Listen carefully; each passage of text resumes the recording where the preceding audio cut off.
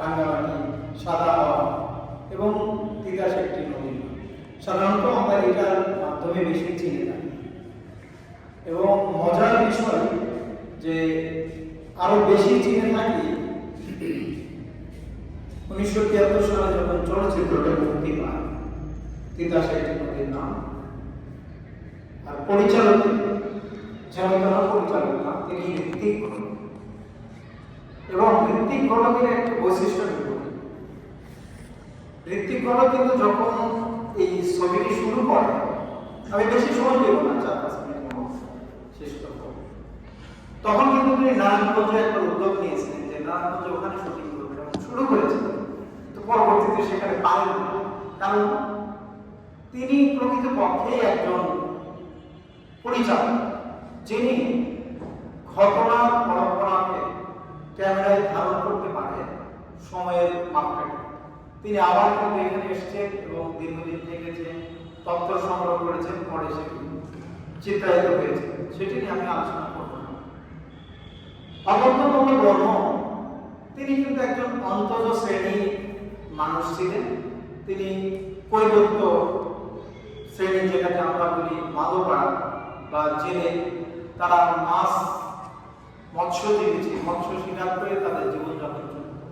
এবং আমরা সকলেই জানি যে কখনো তিতাসের পাড়ে কখনো একটি গ্রাম রয়েছে, এই বিখ্যাত গ্রামে তিনি জন্মগ্রহণ করেছেন। এবং তিনি এত দরিদ্রতার মধ্যে বড় হয়েছেন যে সেটি ভাষায় প্রকাশ করে। কিন্তু এরকম মেধাবী মানুষ ব্রাহ্মণবাড়িয়াতে খুব কম পাওয়া যায়। যেমন খান মোহাম্মদ কালাবির নাম শুনেছেন, তিনিও কিন্তু এরকম প্রচন্ড মেধাবী ছিলেন এবং খুবই ক্ষণকালীন বয়সে তিনি মারা গেছেন। অনন্তমল্ল বর্মনের 37 বছর, অর্থাৎ একটা পূর্ণবয়স্ক মানুষের অর্ধেক জীবনটা তিনি পেয়েছেন। এই যে অনন্তমল্ল বর্মন, তিনি কিন্তু এই মালোপাড়া যে গরিব মানুষ যেগুলো ছিল, একটু বৃত্তশালী, তারা তাদের বাড়িতে কিন্তু চাঁদা পেয়েছে। এই গণ চাঁদা দিয়ে তার লেখাপড়া হয়েছে এবং পরে তিনি বৃত্তি পেয়েছেন। খুবই মেধাবী ছিলেন, প্রচন্ড মেধাবী ছিলেন। পরবর্তীতে আমরা জানি জগন্নাথ স্কুলে পড়েছেন, কুমিল্লাতে লেখাপড়া করেছেন। পরবর্তীতে তার সংসারের আর্থিক অনটনের কারণে তাকে চাকরি করতে হয়েছে। সেই নরেন্দ্র বিখ্যাত পত্রিকা আছে নবশক্তি, সেই পত্রিকাতে তিনি যুক্ত হয়েছেন এবং দুর্ভাগ্যের বিষয় একটা সময় এই পত্রিকাটা বন্ধ হয়ে যায়। পরবর্তীতে তিনি মোহাম্মদী পত্রিকাতে যুক্ত হন, যাকে আমি তথ্যটিতে আলোচনা করব না। এখন মোটা দাগে আসলে অনন্তমল্ল বর্মন কি কাজ করেছে যা বাংলা সাহিত্যে এত বছর পরেও সমানভাবে মনে হচ্ছে যে তিনি আরো উপস্থিত শুধু নাই, খুবই দাপটের সাথে উপস্থিত আছেন বাংলা সাহিত্যে। আমি এটি 2-3 মিনিটের মধ্যে শেষ করব। আমি কয়েকটা মৌলিক জিনিস লিখে নিয়ে এসেছি, এটার উপরে 1-2 মিনিট আমি আলোচনা করব। সাধারণত ব্রাহ্মণবাড়িয়ার অনেকেই সাহিত্য রচনা করেছে। আমার কাছে যতটুকু মনে হয়েছে যে 50-এর দশকে ঋত্বিক, 50-এর দশকে যে আমাদের ব্রাহ্মণবাড়িয়ার একজন বিখ্যাত চলচ্চিত্র অভিনেতার জন্ম হয়েছে, সেই আমরা অনেকেই জানি। গৌতম পাড়া, সেটা হচ্ছে উৎপল দত্ত। সেই উৎপল দত্তরা কিন্তু নাটক করেছে। এই উৎপল দত্তদের নাটকের মধ্য দিয়ে কিন্তু বেশি পরিচিত পেয়েছে এবং আমাদের অনেকের ধারণা যে চলচ্চিত্রের কারণে বিখ্যাত হয়েছে, আসলে তা না। চলচ্চিত্র আগে কিন্তু ওটা নাটক হয়েছে এবং উৎপল দত্তের মতো মহান নেতারা তারা এই নাটকটা করেছে। এই যে 50-এর দশকে কিন্তু বিখ্যাত করেছে এই মহান ব্যক্তিকে। তো যাই এখানে দেখেন যে উপনিবেশের বাংলায় প্রান্তিক মানুষের সাংস্কৃতিক নিঃশেষণের রূপক এই উপন্যাস। এখানে কি আছে? এখানে একটা জিনিস আছে, এথনোগ্রাফিক্যাল নভেল। এখানে এথনোগ্রাফিক্যাল নভেল বাংলা সাহিত্যে আননি। শব্দটা দেখেন, এথনোগ্রাফিক্যাল নভেল বাংলা সাহিত্যের দ্বিতীয়টি আননি। কেন? একটু ব্যাখ্যা করে দেখবেন। সেটি হলো যে মালয় সম্প্রদায়ের নিজস্ব কিছু আচার ছিল, সংস্কৃতি ছিল, বিবাহ পদ্ধতি ছিল, এমন কিছু পেশা ছিল যা বর্তমানে বিলুপ্ত হয়ে গেছে। এই জন্যই বলছি এই উপন্যাসে এথনোগ্রাফিক্যাল নভেলের উপাদান আছে। এরপরে দেখুন এখানে আছে ল্যাঙ্গুয়েস্টিক ডিকলোনাইজেশন। শব্দটা দেখেন, ল্যাঙ্গুয়েস্টিক ডিকলোনাইজেশন। সেটা হলো কেমন, এটা তিনি বাংলা ভাষার যে প্রচলিত সাহিত্য রচনা হয় যে ভাষায়, প্রমিত ভাষা, সেই ধারাকে তিনি ভেঙ্গে শোষণমুক্ত করেছেন অঙ্গজ ভাষায় রচনা। এটাকে বলছি ল্যাঙ্গুয়েস্টিক ডিকলোনাইজেশন। এবং এই যে অদত্ত বর্মন, তিনি কিন্তু একজন আপাত মস্তক সমাজতন্ত্রে বিশ্বাসী ছিলেন। তিনি সমাজতান্ত্রিক ছিলেন এবং আমরা জানি সেই তিনি যখন ক্লাসে পড়তেন সেই সময় কিন্তু তিনি ওই ক্লাসের নেতৃত্ব দিতেন, আন্দোলনের সাথে যুক্ত ছিলেন। এবং আমরা অনেকেই জানি যে অদত্ত বর্মন এত সুন্দর কবিতা লিখতেন। তিনি কিন্তু আমাদের দুর্ভাগ্য যে আমরা তাকে কবি হিসাবে খুব বেশি জানি না, কিন্তু তিনি কিন্তু কবি হিসাবেও খুব বিখ্যাত ব্যক্তিদের কাছে তিনি সমাদৃত হয়েছেন। বিশেষ করে এই যে হেমচন্দ্র, কবি হেমচন্দ্র, যিনি নবশক্তি পত্রিকার সম্পাদনা করতেন। পরবর্তীতে দেখেন যে বিশ্বভারতী মতো একটা প্রতিষ্ঠানে প্রকাশনী বিভাগে তিনি চাকরি পেয়েছেন, কাজ করতেন। তাহলে এগুলো কিন্তু তার নিখাত মেধার একটা পরিচয়। এখানে দেখেন মার্ক্সীয় শ্রেণী বিশ্লেষণ পাওয়া যায় এই উপন্যাসের মধ্যে।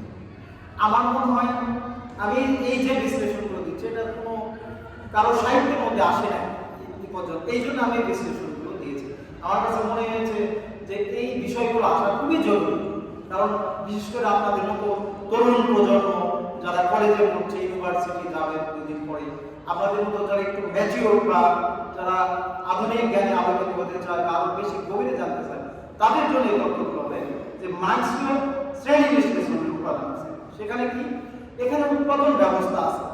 এই তিতাস একটি নদীর নাম, এটার উৎপাদন ব্যবস্থাটা কেমন, সেখানে কিন্তু তারা মাছ ধরে এবং এই মাছ ধরে যে এই মাছ ধরার পরে কিন্তু যারা জেলে তারা কিন্তু পূর্ণ অংশটাই ভাগ পায়। তাদের একটা জেলের যে মালিক, সেই মালিককে দিতে হয়। আবার দেখবেন যে নৌকা যে বানিয়েছে মালিক, নৌকা অর্থাৎ উৎপাদন যন্ত্রের যে মালিক, শব্দটা মনে হয় কঠিন হবে না, মানে উৎপাদন যন্ত্রের যে মালিক তার কাছে কিন্তু সিংহভাগ যাচ্ছে, কিন্তু তিনি ফিজিক্যাল পরিশ্রমের সাথে যুক্ত না, কিন্তু ভাগ পাওয়ার সময় তিনি লাইন শেয়ারটা নিচ্ছেন, মানে সিংহভাগটাই তিনি নিচ্ছেন। এই শ্রেণীটা আছে এখানে, যে মাছ ধরার সাথে অসম বন্টন আছে। আর একটা আছে শ্রেণীতে এই যে অসম বন্টন, যাদের কাছ থেকে শ্রমটা শোষণ করলো, ওই যে জেলেরা যারা রোদে বৃষ্টিতে ভিজে এই যে মাছ আহরণ করলেন, তাদের কিন্তু শ্রমটা বঞ্চিত হয়ে যায়, শোষিত হয়ে যায়, শোষণটা আছে। এটা কিন্তু আমাদের এই যারা সাহিত্য রচনা করেছে, আমি জানি না তাদের এই সাহিত্যগুলো এগুলো কি বা কেন আসে না, এটা আসা উচিত মনে।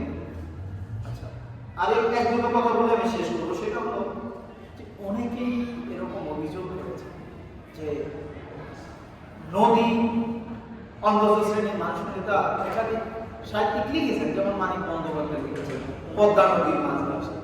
পদ্মা নদীর মাঝির সাথে এটার মৌলিক পার্থক্য কি সেটি আমি ফাইন্ড আউট করেছি। এটা আপনারও পাচ্ছেন সহজ হবে।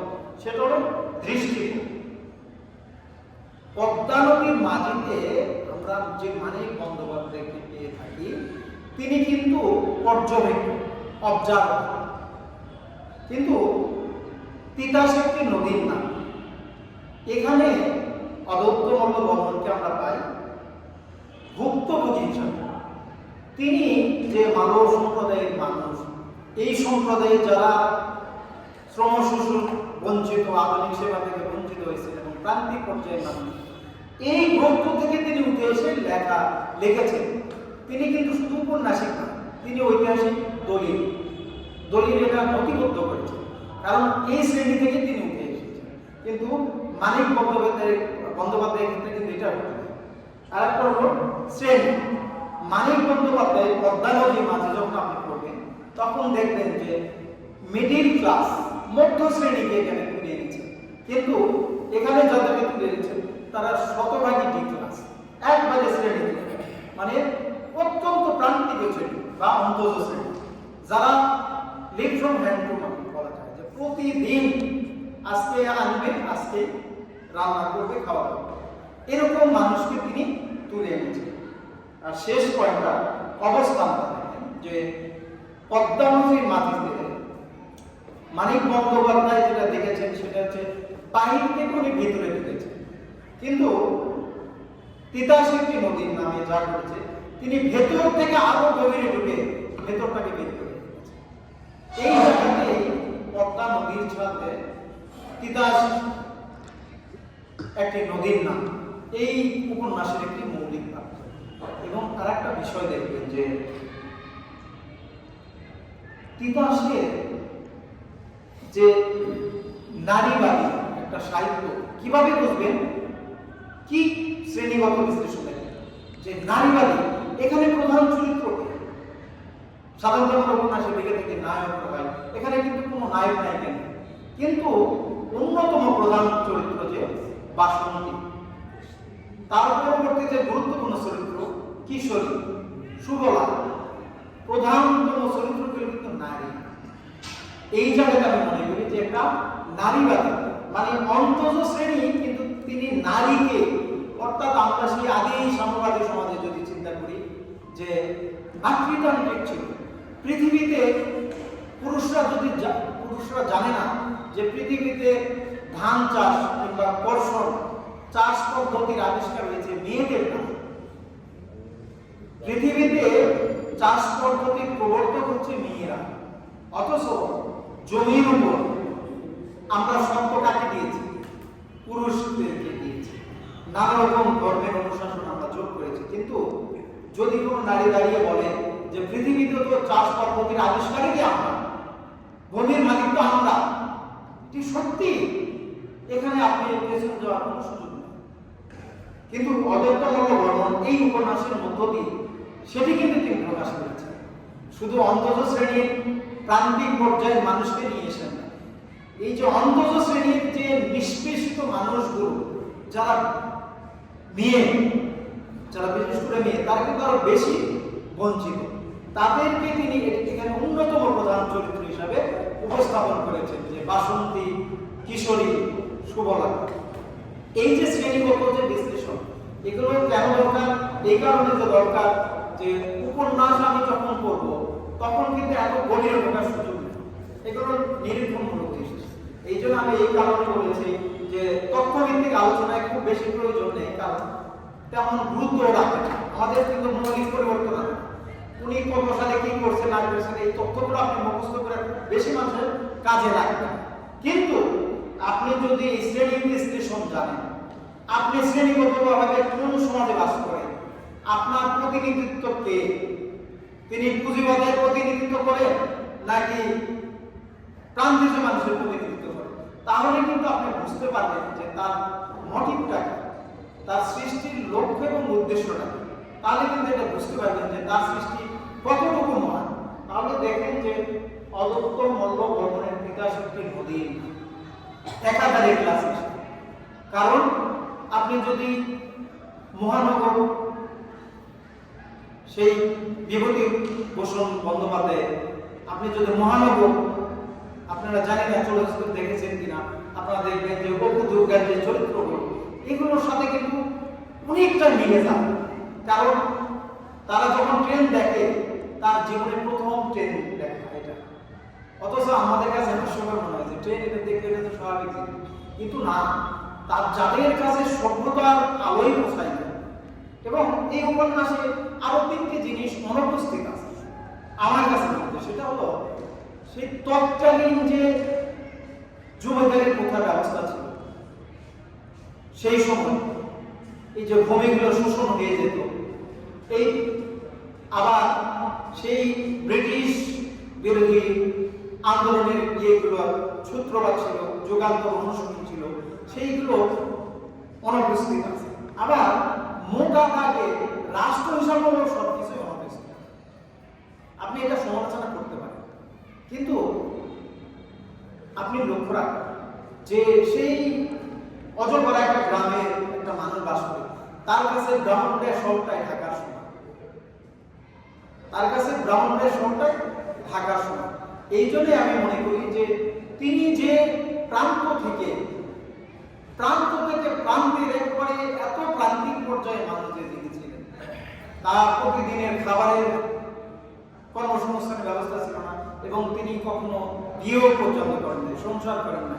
তার বোনের পরিবারের ভরণ পোষণের দায়িত্ব তার উপর পড়েছিল, এবং আমরা সকলেই জানি যে তার টিউবারকুলোসিস রোগ, যেটা যক্ষা আমরা বলে থাকি, এই যক্ষা রোগ নিয়েই তিনি কিন্তু এই উপন্যাসগুলো লিখেছেন। এবং মজার বিষয় দেখেন যে তাদের 3টা বিখ্যাত উপন্যাস আছে, কোনোটাই কিন্তু তার জীবন দশায় প্রকাশ হয়, কিন্তু তিনি প্রকাশের অনেক দশক পরে বা অনেক যুগ পরেই তিনি মহান হয়েছেন এবং মহান হতেই থাকবেন। কেন? তিনি শুধু উপন্যাস সৃষ্টি করেন না, তিনি প্রান্তিজ মানুষের প্রতিদিন আমাদের সমাজে যা যা ঘটে যায়, আপনি যা যা ঘটতে দেখেন, সবগুলো উপাদানই আপনি এই ৮৩ নদীর নাম উপন্যাসে বিদ্যমান পাবেন। এই কারণে সময়কালীন শুধু না, বিশ্ব সাহিত্যের ইতিহাসে অমর একটা অবিচ্ছেদ্য অংশ হিসেবে থাকবে ৮৩ নদী। আমি ধন্যবাদ জানাই অক্ষর আলোকন পাঠক চক্রকে, বিশেষ করে ব্রাহ্মণবাড়িয়া জেলা ছাত্র ইউনিয়ন সংসদকে, যারা আজকের এই মহান এই কাজটি গুরুত্বের সাথে করেছে। কারণ অদত্তমঙ্গ বর্মনকে শুধু পরিচয় করে দেওয়া যায় তো আমার নাগরিক না, তার যে সৃষ্টি, তার যে চিন্তার গভীরতা, তার যে প্রকাশের ভঙ্গিমা, আপনারা যদি খোয়ারনামা দেখেন, আপনারা জমি দিয়েছেন, সেই বগুড়া অঞ্চলের, নওগাঁ অঞ্চলের একেবারে লোকজ যে ভাষা, সেই ভাষাটাই পুরোপুরি তিনি উপন্যাসে আনতে পেরেছেন। এবং চিরকুটার সেবায় আপনি যদি তা পড়ে থাকেন, কিংবা আপনি দেখবেন যে পৃথিবীর প্রথম মহাকাব্য গ্রন্থ গিলগামেশ, সেই গিলগামেশ তো আমরা অনুবাদ করছি, কিন্তু তার সেই সেমেটিক ভাষা, ওই যে সেমেটিক ভাষাগুলো ধীরে ধীরে আক্কাদীয় ভাষা হয়েছে, পরে এটা অ্যারাবিক হয়েছে, হ্যাঁ, আরো আধুনিক হয়েছে। এই যে কিন্তু লোকজ ভাষায় যখন আপনি কোনো সাহিত্য রচনা করেন, তখন কিন্তু একটা মানুষের সুখ দুঃখ প্রকৃতপক্ষে প্রতিফলিত হয়। কারণ চিরকুটার সেবায় আপনি পড়েন, আখতারুজ্জামান ইলিয়াসের খোয়ারনামা পড়েন, কিংবা ইদানিংকালে সবচেয়ে বেশি আলোচিত হয় যে চিম্বুক পাহাড়ের জাতিকে, একটা উপন্যাস আছে, এটা একজন ট্রাইবাল লিখেছেন, তার এই উপন্যাসগুলো আপনি যখন পড়বেন তখন বুঝতে পারবেন যে উপন্যাস আমি পড়ছি না, আমার মোবাইলের চোখের সামনে প্রতিদিন এই ঘটনাগুলো ঘটছে, যেটা ৮৩ নদীর নাম এই উপন্যাস। আমাকে কথা বলতে দেওয়ার জন্য অনেক ধন্যবাদ, এবং আমি হয়তো 1-2 মিনিট বেশি নিয়েছি, এই জন্য আমি আপনাদের কাছে অনুতপ্ত। আপনারা সবাই ভালো থাকুন, সুস্থ থাকুন, সুযোগ পালে বই পড়ুন, সেই শুভেচ্ছা। ধন্যবাদ ইসলাম ভাইকে তার মূল্যবান বক্তব্য তুলে ধরার জন্য। এখন আমাদের মাঝে আলোচনা করবেন শুনেছি ব্রাহ্মণবাড়িয়া জেলা সংসদে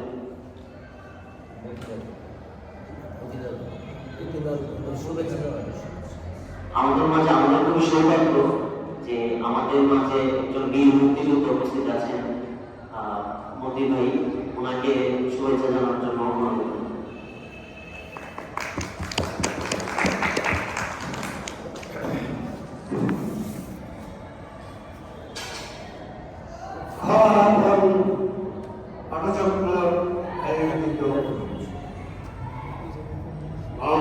ব্রাহ্মণবাড়িয়া তথা ভারতবর্ষের শ্রেষ্ঠ সন্তান,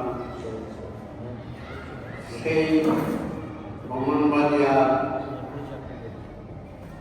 বিকাশ নদীর পারে সেই ছোট্ট একটি মালপাড়া ছেলের জন্ম হয়েছিল 1933 সালে। তার নাম অদ্বৈত মল্ল। তার জন্মদিনে আজকে তার স্মৃতিচারণ করার জন্য এই পথচক্র যে আয়োজন করেছে, তার জন্য আমি আপনাকে প্রথমে ধন্যবাদ জানাচ্ছি। মঞ্চে সভাপতি সহ যারা আমার সম্মানিত আলোচকবৃন্দ, আমার সামনে উপস্থিত রাতের আকাশে ঝলঝল তারার মতো আগামী দিনের সেই প্রজন্মের তরুণবৃন্দ, তরুণীবৃন্দ, ভাই ও বোনেরা, আমি আমার সেই সকল মুক্তিযোদ্ধার পক্ষ থেকে সকলকে আমি জানাচ্ছি রক্তিম শুভেচ্ছা। আমি মাঝে মধ্যে কথা বলে থাকি, কিন্তু আমার জীবনে প্রথম আমি বক্তব্য এই জন্য যে একটি সাহিত্য আলোচনায় আমি কিছু কথা বলতে আপনারা সুযোগ করে দিয়েছি। আজকে আমি হল থেকে দাঁড়িয়ে সেই অনন্ত মঙ্গলবন্ধ কথা বলতে পেরেছি। এই হলটিতে আমার জীবনে অনেক স্মৃতি বিজড়িত রয়েছে। সে 1965 সালে আমি যখন ব্রাহ্মণবাড়িয়া কলেজে ছিলাম, এই হলে আমি ক্লাসও করেছি এবং অনেক স্মৃতি করেছি। সেই স্মৃতি আজকে মনে করছি। সে অনন্ত মঙ্গলবন্ধ আলোচনা করার আগে প্রথমে মিল্টনের কথা বলছি। মিল্টন বলেছেন যে বই কিন্তু কোনো জড়বস্তু নয়। তাহলে এই কথা একটু বুঝতে পারি যে বইয়ের জীবন আছে। তাই এই পৃথিবীতে মানুষ থেকে শুরু করে পৃথিবীর যত কিছু আছে, যত পশু পাখি সব কিছু, এমনকি বৃক্ষ, সবারই প্রাণ আছে, জীবন আছে। যেই জীবনটা শুধু এক পৃথিবীর সমস্ত কিছুর একটি মাত্র জিনিস, সেটা জীবন। এই জীবনের সাথে আর বইয়ের সাথে যার সম্পর্ক ছিল সেই অদ্বৈত বন্দ্যোপাধ্যায়, তিনি একটি উপন্যাস সৃষ্টি করেছেন, তার নাম পিতাশক্তি নদীর নাম। বাংলাদেশে যারা লিখেন বা লিখেছেন, যেমন অনেক লেখক আছেন, অনেক উপন্যাস লিখেছেন, কিন্তু নদীভিত্তিক উপন্যাস লেখা খুবই কম বলে আমার মনে হয়। তাই মানিকপুর প্রায় কিছু লিখেছেন, উনি বললেন নামকরণ রয়েছেন, কিন্তু নামে ইতিহাস করে যে ব্রাহ্মণবাড়িয়ার স্মৃতি, সেই ইতিহাসের পার জন্ম হয়েছে অনেক মানুষের, অনেক বিপ্লবী, অনেক সাহিত্যিকের, অনেক উপন্যাসিকের, অনেক কবি বন্ধুরা। কিন্তু বন্ধুদের সেই উপন্যাস আজকে শুধু ভারতবর্ষের নয়, বিশ্ব সাহিত্য দরবারে তারা স্থান করে দিয়েছে সেই পিতাশক্তি নদীর নাম। এই নিয়ে আজকে আমরা আজকে আলোচনা করি। সেই আলোচনা করার মতো অভিজ্ঞতা আমার নেই, যেহেতু আমি সাহিত্য জগতের নই। আমি আপনাদের মতোই সাধারণ চিন্তা ভাবনা করি, সমাজ পরিবর্তনের চিন্তা করি। আপনারা যেমন, আমি বলছি, আপনারা আগামী দিনের প্রজন্ম, আপনারা যারা আমার সামনে আছেন, আমি আপনাদের উপরে আত্মবিশ্বাস করে বলছি, আপনারা আগামী দিনে এই সমাজ বাংলাদেশে সাহিত্য, রাজনীতি, সংস্কৃতি সমস্ত কিছু নতুনভাবে পরিবর্তন করে সমাজটাকে বিনির্মাণ করবেন, এই রাষ্ট্রকে বিনির্মাণ করবেন, সোনার বাংলাকে সোনার মতো করে করবেন। এই আশ্বাস আমি রাখি। কারণ আমরা আজকে দেখুন সাহিত্য, সংস্কৃতি, রাজনীতি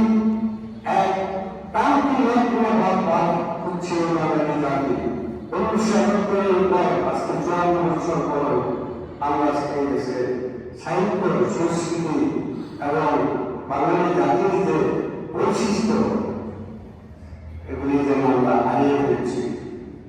বিশ্ব ভূভাগের দাপটে মানুষ আমরা দিন দিন আলোকপাত হয়ে সমাজকে বলে যাচ্ছি, রাষ্ট্রকে বলে যাচ্ছি। মানুষ মানুষের জন্য এক কথা বলতে বলে যাচ্ছে। আমি এই কথাও থাকবে না, মানুষ মানুষের জন্য। তাই আমি একটা জিনিস লক্ষ্য করছি, এই অনেক বড় ভ্রমণ আপনারা আশ্চর্য হবেন। এই অন্যরা স্কুল থেকে মাত্র ম্যাট্রিক পাস করে, তখন ছিল ম্যাট্রিক, যেটা আমাদের সময় ছিল ম্যাট্রিকুলেশন, ম্যাট্রিক এসএসসি ছিল না। সেই ম্যাট্রিক পাস করে পরবর্তীতে মহাপাড়ার প্রতিভাবান ছেলেটি চলে যায় ভারতে। ভারতে গিয়ে সেখানে বিভিন্ন এই ছাত্র জীবন থেকে যার লেখালেখি শুরু, ছাত্র জীবন থেকে সে মানুষকে নিয়ে রচনা করেছে, মানুষকে নিয়ে ভেবেছে, মানুষের সাথে ব্যবসা ছিল তার জীবনের সমস্ত সম্পর্ক। সে সেখানে গিয়ে সে অত্যন্ত দরিদ্র একটি ছেলে। এই দরিদ্রদেরকে নিয়েই তার লেখা। আপনারা এ বিষয়ে আমার খন্ডকার অনেক বিস্তারিত আলোচনা করেছেন, আমি ওইটুকু যাবো না। আমি সেখানে গিয়ে তিনি বিভিন্নভাবে এই লেখালেখির সাথে সংযুক্ত হয়েছেন এবং বিভিন্ন ইহাতে কার্য করে সামান্য বেতনের দ্বারা তিনি কি করতেন, সামান্য বেতন করে মানুষের জন্য, নিজের কষ্টগুলো মানুষের জন্য তারা পয়সা খরচ করে মানুষের জন্য মানুষের সেবা করেছেন আর লেখালেখি করেছেন এবং বিভিন্ন লেখক প্রতিষ্ঠানে কার্য করেছেন। যাই হোক, আমি আর বিশেষ ভালো হচ্ছি না, যেহেতু আমার সেই গল্প নেই, সাহিত্য সম্পর্কে আমার গল্প অত্যন্ত কম। আমি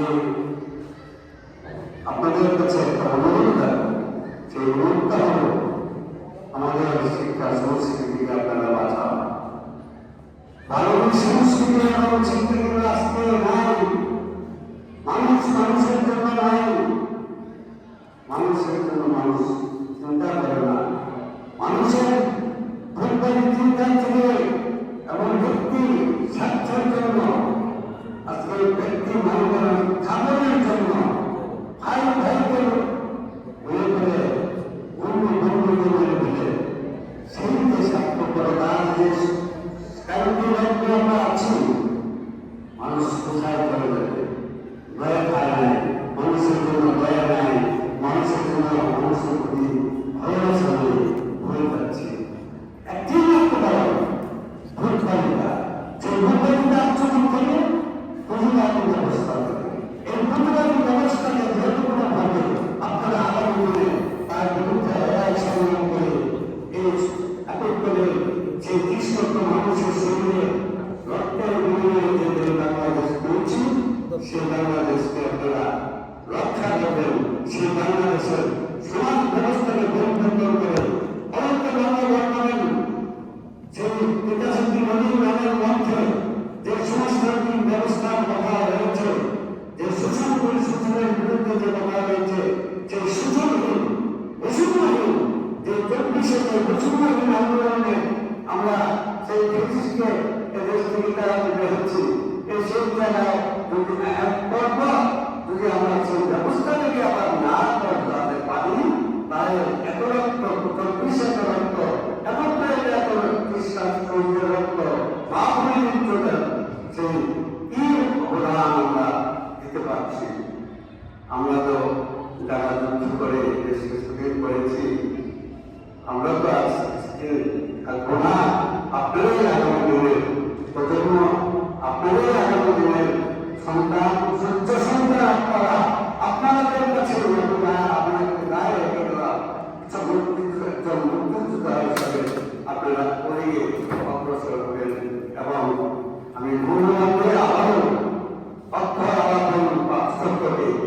যে আপনারা আজকে যে মনোযোগ সহকারে এবং অত্যন্ত আন্তরিকতার সহিত অত্যন্ত মনের বিষয় নিয়ে আলোচনা করছেন, আলোচনা শুনছেন, সময় দিচ্ছেন। আপনারা দেখুন এই মোবাইলের যুগে মানুষ ছেলেরা সেই মোবাইল আসক্ত হয়ে মানুষের কথা বলে গেছে, সমাজের কথা বলে গেছে, কিন্তু আপনারা তো তারা করেন নাই। আপনারা সেই প্রকৃত সাহিত্য এবং সংস্কৃতিকে আপনারা লালন করেন কিনা আজকে এই আয়োজনটুকু করেছেন, তার জন্য আমি অশেষ ধন্যবাদ জানিয়ে সবাইকে আবার ধন্যবাদ জানিয়ে আমার সংক্ষিপ্ত বক্তব্য এখন সমাপ্ত করেছি। ভালো থাকুন, সুস্থ থাকুন, ধন্যবাদ। আপনাদের মধ্যে কি কেউ কিছু বলবেন? আচ্ছা, তাহলে জানাবেন না। এখন আপনার সঙ্গে আলোচনা করবেন অ্যাডভোকেট মানিকচন্দ্র শর্মা, যার ছদ্মনাম হচ্ছে অর্ধেন্দু শর্মা, এবং ওনাকে আমরা বলি এই যুগে এই সময়ে আরেক অদ্বৈত মূলত। তাই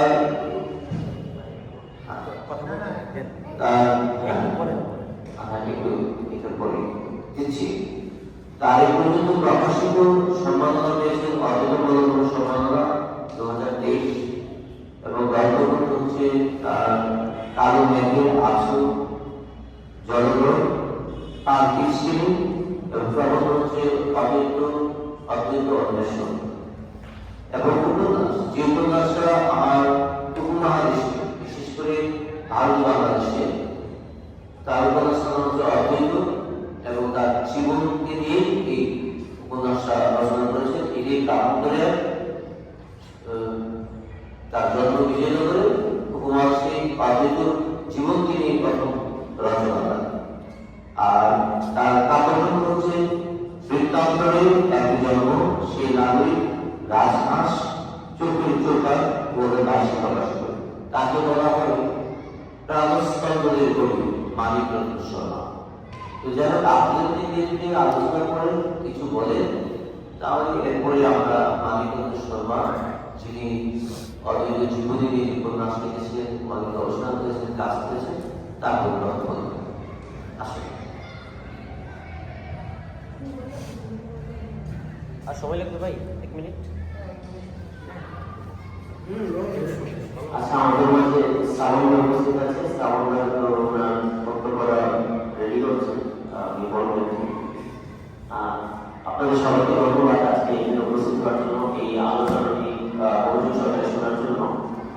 তিতাস আসলে আমাদের এই সময়ে পড়িয়ে পড়ে চলা বিরোধী যে তিতাসে আমাদের একটা মায়ের মতো সভ্যতা, রামবাড়িয়া সমাজের যে সভ্যতা, এই শহরগুলোর যে তিতাসকে নিয়ে আমাদের যে অর্থনৈতিক ব্যবস্থা, রাস্তাঘাট আগে রোডে ছিল নদীকেন্দ্রিক, ওই নদীকেন্দ্রিক সভ্যতা মহানার এই তিতাস। তো এই তিতাসকে ঘিরে যে প্রাকৃতিক জনগোষ্ঠীর যে জীবনযাত্রা, সৌন্দর্য, ফেরে ওঠা, সবকিছু ছিল এই তিতাসের পরিবেশে। তো এই নদী কেন্দ্রিক যে উপন্যাসটি, তার জন্য সবচেয়ে গুরুত্বপূর্ণ, বিশেষ করে আমাদের জন্য, কিন্তু বিশ্ব সাহিত্যে এটা এরকম উপন্যাস নদী কেন্দ্রিক যে কয়েকটা উপন্যাস আছে বিশ্ব সাহিত্যে, তার মধ্যে এটি একটি।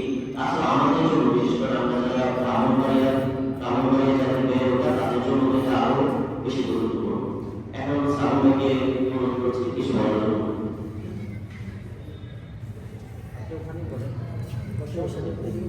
ভাই এদিকে থাকবে।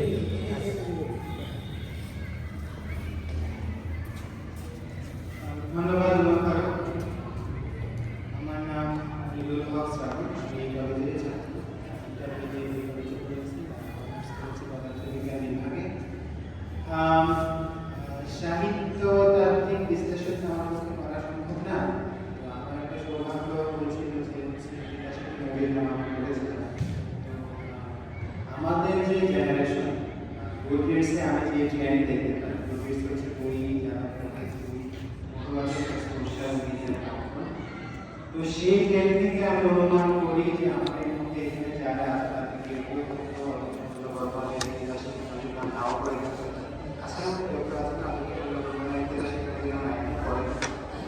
তো আমার সাজেশন হবে আপনারা বইটা পড়তে পারেন। কেন এই কারণে আমি যখন পড়ছিলাম একটা সাহিত্যের পাঠক হিসাবে যেটা দায়িত্ব থাকে, সাধারণত এখনকার জেনারেশন কি করে, থ্রিলার করে বা সায়েন্স ফিকশন বেশি করে। কিন্তু থ্রিলার বা সায়েন্স ফিকশন পড়ার পরে হলো সাহিত্যের পাঠক, সাহিত্যের পাঠকের একটা যে দায়িত্ব থাকে, সেই দায়িত্বের একটা অংশ হচ্ছে তিতাসের বিনোদী গান পড়া, একটা কাজ করে। তো সেটা করতে গেলে দেখবেন যে আপনারা যারা ছোটবেলায় এখনকার যে প্রযুক্তির যুগ, মোবাইল, ফেসবুক, অন্যান্য উপাদানের যে যুগ, তার বাইরে একটা যুগ ছিল, যে যুগটা আপনারা ছোটবেলায় পার করে আসছেন। এখন ওই উপন্যাসটা পড়লে দেখবেন যে আপনি সেই ছোটবেলার মধ্যে ফেরত গেছেন, সেই ছোটবেলার জিনিসগুলো আপনি ছবিগুলো ভাসতে দেখছেন। তখন মনে হবে যে আমি একটা রাস্তা দিয়ে চলে গেছি, রাস্তা দিয়ে খুব ভালো জিনিস, চমৎকার জিনিস, অবশ্যই অবশ্যই যেমন কথা আপনারা যদি ছোটবেলায় আপনাদের হচ্ছে ধান চাষ করার অভ্যাস থাকে, মাছ ধরার অভ্যাস থাকে, সেই যে অনুভূতিগুলো, ধানের নাম, মাছের নাম, বা পানির মধ্যে খোলা পানির মাছ, পরিষ্কার পানির মাছ, এই জিনিসগুলো আপনারা ওই উপন্যাসে পাবেন। তারপর হচ্ছে যাদের তিতাস নিয়ে যাদের আবেগ আছে, যারা তিতাস পড়ে, এখন তিতাস তো আগেও মানুষকে ভাত দিত, এখনো মানুষকে ভাত দেয়, আগেও মানুষকে পানি দিত, এখনো মানুষকে ভাত দেয়। তিতাসের মধ্যে আগেও মানুষ গোসল করতো, গায়ে ঘাম পানি ছড়াতো, এখনো কিন্তু তিতাস সেরকমই আছে। এখনো তিতাস মাছ দেয়, মাছের মধ্যে শেষে পানি দেয়। এখনো কিন্তু তিতাস থেকে আমরা তিতাসকে কেন্দ্র করে ধান উৎপাদন করতে পারি, মাছ আমদানি করতে পারি, সেই জিনিসটা এখনো আছে, বিভিন্ন কারণে আছে। আগে হয়তো নৌকায় করে গোপনগর বাজার থেকে আনন্দবাজারে আনতো, এখন অটোতে করে আসে যেতে করে গাবতলীতে বা চন্দ্রপুর বাজারে বিক্রি করে। তিতাসটা তিতাসের মধ্যেই আছে, বিভিন্ন ফর্মে আছে। তো আপনাদের যাদের ব্রাহ্মণবাড়ির প্রতি ভালোবাসা আছে বা সাহিত্যের প্রতি অনুরাগ আছে, সেই দায়িত্বের দিকে আপনারা এই পড়াশোনা করতে পারেন। সকলকে ধন্যবাদ।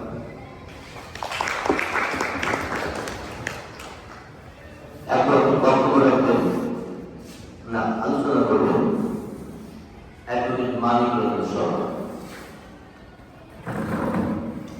ধন্যবাদ সবাইকে।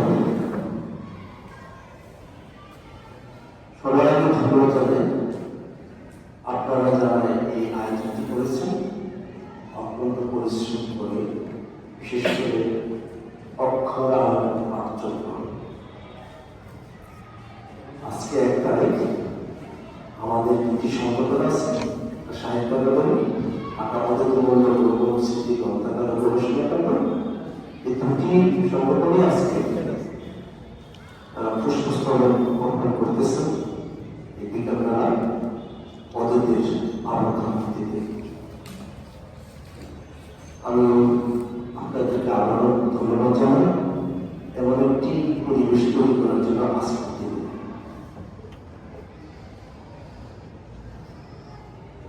আসলে সবাই কথা বলতে গেলে হয়তো এমন একটি দেশের বিরোধী না, সনাতন শব্দের সাথে বলা হয় জুড়ে বসেছে। আমরা সবাই চিন্তা করি ইতিহাসের বিরোধী না, আমার পদে আর ইতিহাসের বিরোধী আসলে কি তাই? তার পিছনে আরো কিছু কাহিনী আছে, গল্প আছে, জীবন বোধ আছে। দেশের নাম লিখবা, ফোন নাম্বার লিখবা, পাস করে দেবো পাশে। কারণ আমি তুমি দেখো প্রথম জীবনের অক্ষরের সম্পূর্ণ একজন লেখক। তার বাংলা জীবনকে তাৎপর্য অনুমতি না, তার বাংলা জীবনটা তাকে অন্যত জীবন মানুষের কেটেছে। তার প্রেমে তার ছোট ভাই মারা যায়, তার দুটি ভাই ছিল, প্রবলা আর বাসু। তারা মারা যায়, তারপর মা মারা যায়, বাপ মারা যায়, পুনর্জামাই মারা যায়। তাহলে একটা বছর অদিত এখানে নতুন হয়ে যায়। এতিম শিশুটি গোপনের হাত থেকে কিভাবে অন্যান্য স্কুলে এসেছে আমি এই পরিকল্পনাতে যাব না, সেটা আপনারা বুঝতে পারেন। সেই ব্রিটিশ আমলের কথা, সেই সময়ের সামাজিক প্রেক্ষাপট আপনারা নিজেরা বুঝতে পারবেন। সুতরাং তার এক পোশাকে অন্য স্কুলের মেট্রিক পাশ করার ছেলেটি তারপরে আপনার ভিক্টোরিয়া করা সেখানেও বেশি কি করেন, কারণ তার জীবিকা ছিল তার কাছে কথা, তারপরে কলকাতা। উপন্যাসটি ইতিহাসের উপন্যাস অত্যন্ত কিন্তু গোপনের ভাব ধসে যায়। আপনারা যারা এখানে এসেছেন তারা আমি দেখতে পাচ্ছি আপনারা সবাই বেঁচে উঠে। সুতরাং আপনারা কিন্তু আপনাদের একটা শৈশব ফেলে এসেছে, কৈশোর ফেলে এসেছে। সেই কৈশোর এবং শৈশব আপনাকে যদি এখন বলা হয় লেখার জন্য, তাহলে তাদের কিন্তু চলতে থাকে। সেই নেতৃত্ববর্গের জন্য যখন কলকাতাতে গণশক্তিতে কাজ করছিল, তার সাথে বিখ্যাত লেখক সাহিত্য যোগাযোগ ছিল। সাহিত্য দিয়ে যে প্রতিবারের কাজ করে যেতে হয়, সেই তার যে যতটা সে আম করত তার তিনটা ভাগ। একটা ভাগ থাকতো তার বই পড়ার জীবন জীবিকার জন্য, আর একটা ভাগ থাকতো তার যে এতিম যেগুলো সে বইয়ের জন্য কিছু পাঠানোর জন্য, যেটা আর একটা ভাগ থাকতো এই জেলে পড়ার থেকে তখনকার সময় অনেক জেলেরা কলকাতা চলে যেত জীবন জীবিকার জন্য, তার জীবনের জন্য। সেই নবদ্বীপে থাকতেন। সেই নবদ্বীপে তার যে সম্প্রদায়ের লোকজন ছিল তাদেরকে সে তার বেতনের থেকে যতটুকু পারতেন সেই টাকাটা তাদেরকে দিতেন। তার মানে তার সেই টাকাটা দিয়ে সে তিন বেলা যে আহার যুক্ত সেটা সম্ভব হতো না। কিন্তু অত্যন্ত ত্যাগী মানুষ ছিলেন, মানবতাশীল মানুষ ছিলেন। আমি একটু করে আসছি, সেটা হচ্ছে অতীতের ইতিহাস কিভাবে আসে। খুব চমৎকার ভাবে আমার চমৎকার একটা নিউজ দিছে। আমি সেখানে বৈশিষ্ট্যের কারণে অতীতের নতুন বাংলাদেশে নায়িকার চরিত্র কি হবে আপনারা একটু খেয়াল করে দেখেন। ইতিহাসের কি নদীর নাম, এই নদী শব্দটি কি? নদী শব্দটা পর নির্বাচন করলে কিন্তু নাই, তাই না? সেই নারী অতীত কিন্তু ইতিহাসের নতুন নামের সাথে একটা নারীকে উন্মোচন করেছে আমাদের পাঠকের কাছে। আজকে একবিংশ শতাব্দীতে এসে একটা নারী কিভাবে নির্যাতিত হয়, কিভাবে সংগ্রাম করে, কিভাবে বেঁচে থাকে, কিভাবে তার স্বপ্নকে লালন করে এবং তা কিভাবে বাস্তবায়ন করে। যদি আপনি সেই দৃষ্টিকোণ থেকে যদি আপনি একটু সরিয়ে গেলে ইতিহাসের কাছে বলে যান, ইতিহাসটা তো নারী, সেই নারী চরিত্রটি কিন্তু বাসন্তের মতো একটা প্রতীকী চরিত্র দিয়ে তুলে ধরেছে। সেই ইতিহাসের নদীটা যখন অতীত কলকাতায় বসে লেখেন, তখন কিন্তু তিনি পূর্ণভাবে বিশ্বাস করতে পারেননি। আমার জানা মতো তিনি যখন বিকৃত করেন তার লাস্ট মানে ইয়াতে চলে আসার উপলব্ধ আশা নরেন্দ্র তখন নরেন্দ্র যখন ওনাকে নদীতে নিয়ে যায় কলকাতাতে, তার আগে অন্তত শেরবারের মতো আপনার দুটো লোক এসেছিলেন। সেটা যখন ইয়াতে করা হলো, বিক্রিত করা হলো কলকাতাতে, সেই সময় যখন তিনি আসেন, তিনি বুঝতে পারেন যে আমি কলকাতায় গেলেও আমি তো ফিরে আসবো, সে সামর্থ্যটুকু, সে অর্থটুকু বা সেই যে শ্রমটুকু আর হতে পারেন না।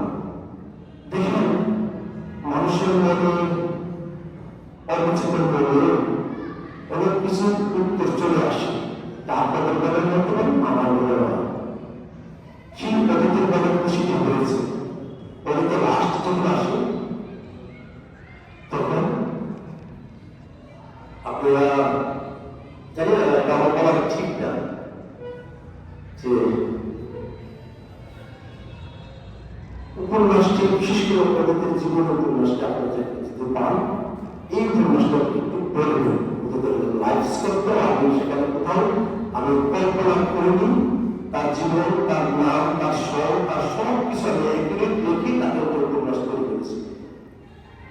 সে যখন চলে যায়, চলে করে কুমিল্লাতে ব্রাহ্মণবাড়িয়ার এই গোকর্ণ ঘাটে সে শেষবারের মতো গোকর্ণ ঘাটকে সে শেষবারের মতো প্রমাণ করে সে চলে যায় যে তার আর আশা হবে না। সে তার ভিতরে এই তিতাসটাকে, টোটাল তিতাসটাকে লালন করা থাকে, সে বুকে ধারণ করে একটা আত্মস্থ করে মানুষ কখন মানে তার জীবন বুদ্ধিকে কখন লেখে, যখন তার সত্তার ভিতরে যখন ওই বস্তুটা ধারিত হয়, বিশেষ করে তার ভিতরে অনুমোদিত হয় সবসময়, তখন কিন্তু দেখবেন একটা বিস্ফোরণ হয়।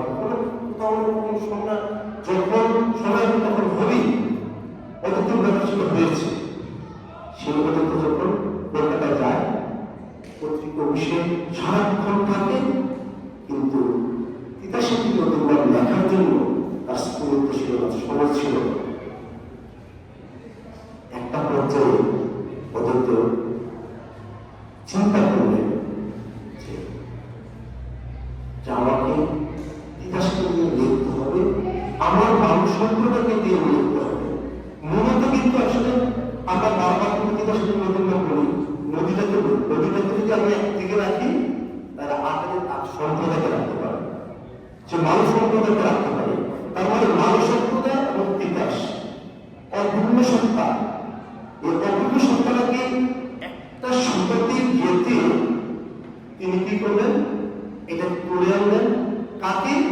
তিতাসকে উপলক্ষ করে মানবদের চরিত্র, মানবদের জীবন এবং তার সত্তা, মানবদের যে জীবন জীবিকা এবং তাদের যে জীবন সম্প্রসারণ, তাদের যে জাগৃত জীবনের যে ধ্রুব, জাগৃত জীবনের যে আকাঙ্ক্ষা, এগুলোকে তিনি কিন্তু যুক্ত করে দিলেন তিতাসের সাথে। তিতাস নদী, আসলে কি নদী? আপনার তিতাস, আমার তিতাস। খেয়াল করে দেখুন, সেখানে সৃষ্টি আছে, লয় আছে, সেখানে ছন্দ আছে, সেখানে পতন আছে, সেখানে সংগ্রাম আছে, সেখানে যে ভাবন আছে, অনেক কিছু আছে।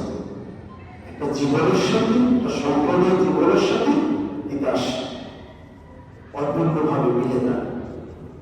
অন্তত সেই কলকাতায় পত্রিকা বসে বসে যখন সময় পেতেন তখন লিখতেন, কিন্তু লিখতে দিয়ে সুদূরচন্দ্র কি করলেন, বললেন যখন লেখাটা তার পূর্ণময় হয়, কিছু লিখছে, লেখার মধ্যে আমরা দেখবেন লেখাটা বা আপনারা কিছু লেখা পড়ে আপনার বন্ধুর সাথে বা কাছের কারোর সাথে শেয়ার করবেন, শেয়ার হয়, এগুলো হয়। অধিক কিন্তু ঠিক সবুজের সাথে তার সহপাঠী সবুজের সাথে সেটা শেয়ার করেছিল। শুধু কিন্তু বলছিল যে ভাই, অধিক তুমি আর কি তিতাস করে দেখবা, নদী নিয়ে কি দেখবা, তা আপনারা জানেন যে বাংলাদেশ ছিল মালিক বন্দ্যোপাধ্যায় লিখে ফেলেছে। তখন ওদের বলছিল যে না, আমার তিতাসকে নিয়ে আমার মতো করে দিতে। সেটা সেটা পরবর্তীতে কালজয়ী উপন্যাস হলো কি না হলো, সেটা উপন্যাস হলো কি না হলো, সেটাও দেখার বিষয় না। তার বুদ্ধি থেকে, তার দায়িত্ববোধ থেকে, তার চেতনা থেকে, তার সম্পদের সমাজটাকে তুলে ধরার জন্য, এই জগৎ সংসারের কাছে তুলে ধরার জন্য, সাহিত্যের কাছে তুলে ধরার জন্য তার দায়িত্ববোধ থেকে তিনি লিখবেন। যখন লিখে ফেলবেন তখন তিনিও জানেন না এটা প্রকাশ হবে কি হবে, কারণ যার পান্তাভাত আর মরিচ পোড়া ছিল বা কাঁচামরিচ ছিল তার খাওয়ার মানে ব্যবস্থা ছিল, সে ব্যক্তি তো চিন্তা করতে পারেনি তার উপন্যাস ইতিহাসে জীবনটা সাথে করতে পারেনি। কিন্তু তার যে কিছু অংশ এবং প্রকাশ পায় ধারাবাহিকভাবে ধর্মদত্ত তার নিজের ব্যক্তিগত দেন না, নবশক্তিতে দেন না, কিন্তু তার উপন্যাসটা কিন্তু কিছু আয়োজন আছে। কিন্তু অথচ তার উপন্যাসের অংশ বিশেষ হারিয়ে ফেলে বাসা বদল করতে দিই, তার যে ব্যাস থাকতে সেটা বদল করতে দিয়েও আপনারা জানেন বাসা বদল করতে গেলে অনেক কিছু ভয় হয়, অনেক কিছু হয়, হারিয়ে যাবে, প্রিয় বস্তু হারিয়ে যায়। তো জানো আমি এটুকু বলতে চাচ্ছি যে প্রযুক্তির ইতিহাসে নতুন তখন তুমি তার তৃতীয় মেয়রটা, এবং তৃতীয় মেয়র সেটাকে বলা হয়, সেটাকে অনেকগুলো নাম আছে, সেটাকে জ্ঞান চক্ষু বলা যেতে পারে, সেটাকে অনেকে দীর্ঘ চক্ষু বলে, হ্যাঁ বুধের চক্ষু বলতে পারে। আপনি যে এখন বসে আপনি অনেক কিছু চিন্তা করতে পারেন, ঠিক তদ্রুপ সে অতিথি কিন্তু বাস্তবিক জীবন ধারাটাকে সে ইতিহাসের মধ্যে তুলে আনে।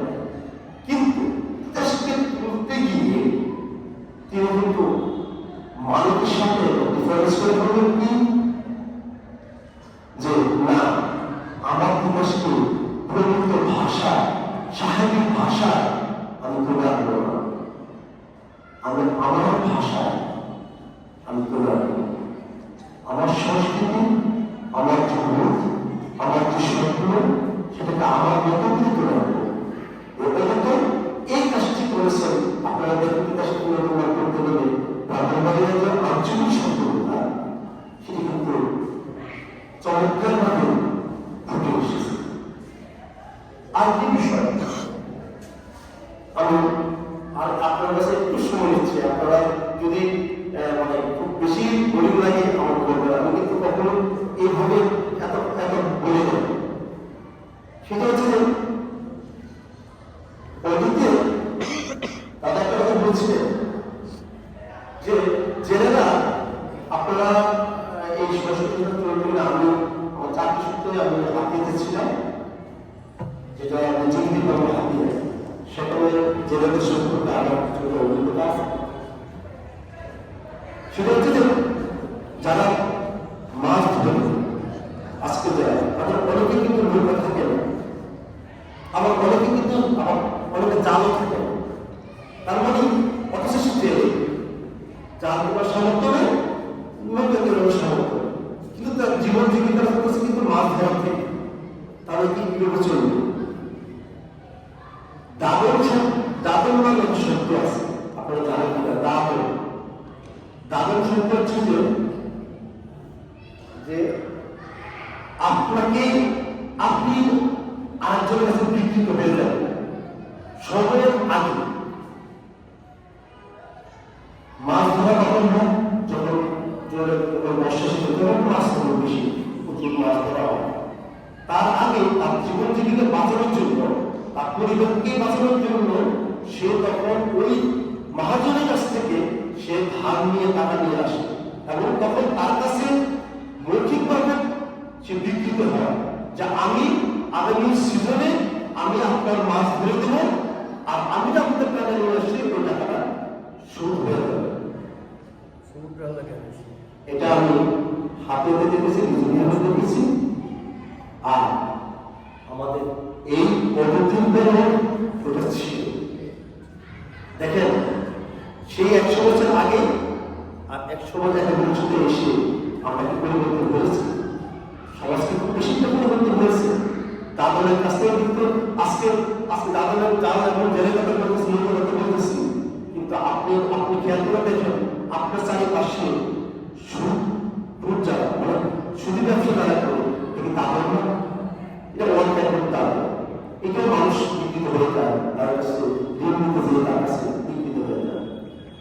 তো ওদের তো কিন্তু তিতাসের নিয়ন্ত্রণ এই মেসেজ চেয়েছে যে আমরা কোনো বন্ধন থাকতে চাই না, কোনো মাহাজন কোনো ব্যক্তির কাছে আমি বিকৃত হতে চাই না। আমার সংস্কৃতি, আমার যে বেরোনোর স্বপ্ন, আমি চাই উন্মুক্ত ভাবে থাকতে। কারণ কি, আপনি কেন দেখেন অন্তত যদি মেট্রিক পাস না করতে, সে যদি 6 মাসের জন্য যদি সে বিপরীতে নাই করতেন, তার মেধা করে যখন বিক্রি করে দেয় তার ভর্তির জন্য, হ্যাঁ, সেই অতীত চিন্তা করলেন মুক্তির একমাত্র পথ, একটা সমাজে মুক্তির একমাত্র পথ শিক্ষা। সেই শিক্ষাটা কি? আত্ম উপলব্ধি বোধের শিক্ষা। শিক্ষা তো আমরা একজন শিক্ষিত মানুষ পড়াশোনা হতে পারে, সে তার শিক্ষাটা আমরা শিক্ষা ধরবো না। মানবিক যে শিক্ষা, সে মানবিক বিশ্ব নাগরিক হওয়ার শিক্ষা, বিশ্বকে আগে নিয়ে যাওয়ার যে মুক্ত করে যাওয়ার শিক্ষা, সে শিক্ষাটা কিন্তু অতীত চেয়েছিলেন। কারণ আজকে আমরা সেই শিক্ষা থেকে আমরা অনেক দূরে আছি। আমরা ব্যক্তিকেন্দ্রিক শিক্ষা শিক্ষিত হই, মানবিক কেন্দ্রিক শিক্ষা শিক্ষিত হই না, যেটা অতীত চেয়েছে। আজকে আপনাদেরকে আবার খুব বলতে হচ্ছে যে দেখেন, এই দিকটা খালি, ওই দিকটাও খালি।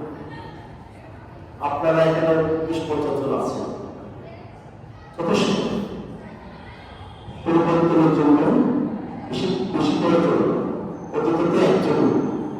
অতীতে একজনই ছিলেন ব্রাহ্মণবাড়িয়া। যদি মেট্রিক পাস না করতেন, তার জ্ঞাতি গোষ্ঠীরা যদি তারা টাকা না দিত, পড়াশোনা যদি উদ্বুদ্ধ না করতো, তাহলে আজকে আপনারা আপনার সাথে দেখা হতো না, বড় হতো না, আর এই বিষয়টা জন্ম হতো না। সুতরাং আমার একটি অনুরোধ থাকবে, আপনারা অতীতের অন্তর্দৃষ্টির যে দৃষ্টিবোধ, তার ফিলোসফি যারা, তার দর্শনের যারা, জীবনকে কিভাবে সে নির্ভর করতে চেয়েছেন এবং সমাজকে কিভাবে তার সামনে এগিয়ে নেওয়ার চেষ্টা করেছেন, সেই দিকটা আপনারা একটু নজর দিবেন। এবং বিশেষ করে আমি মনে করি অতীতের সাদা আছে বা লেখা আছে, কবিতা খুব বেশি লেখা নেই, হ্যাঁ, তবে অতীতের আরো পরিচয় আছে। এর মধ্যে আরেকটা পরিচয় আপনাদেরকে বলি, আপনারা তিতাসের রবীন্দ্রনাথ অনেক পড়েছেন, কিন্তু তিতাসের রবীন্দ্রনাথ অনেক আলোচনার বিষয় আছে। এই অল্প বিষয়ে আমি আলাপ করবো না। আমার আর্থিক বই আছে যে অতীতের অন্বেষণ, সেটা প্রবন্ধের বই, সেটা 1900 প্রকাশটা। অতীতের যে তার যে তিতাসের রবীন্দ্রনাথের ভিতরে যে তার যে সংস্কৃতি, অপসংস্কৃতি কিভাবে গ্রাস করে, আপনারা খেয়াল করে দেখবেন, হ্যাঁ, অপসংস্কৃতি কিভাবে গ্রাস করে।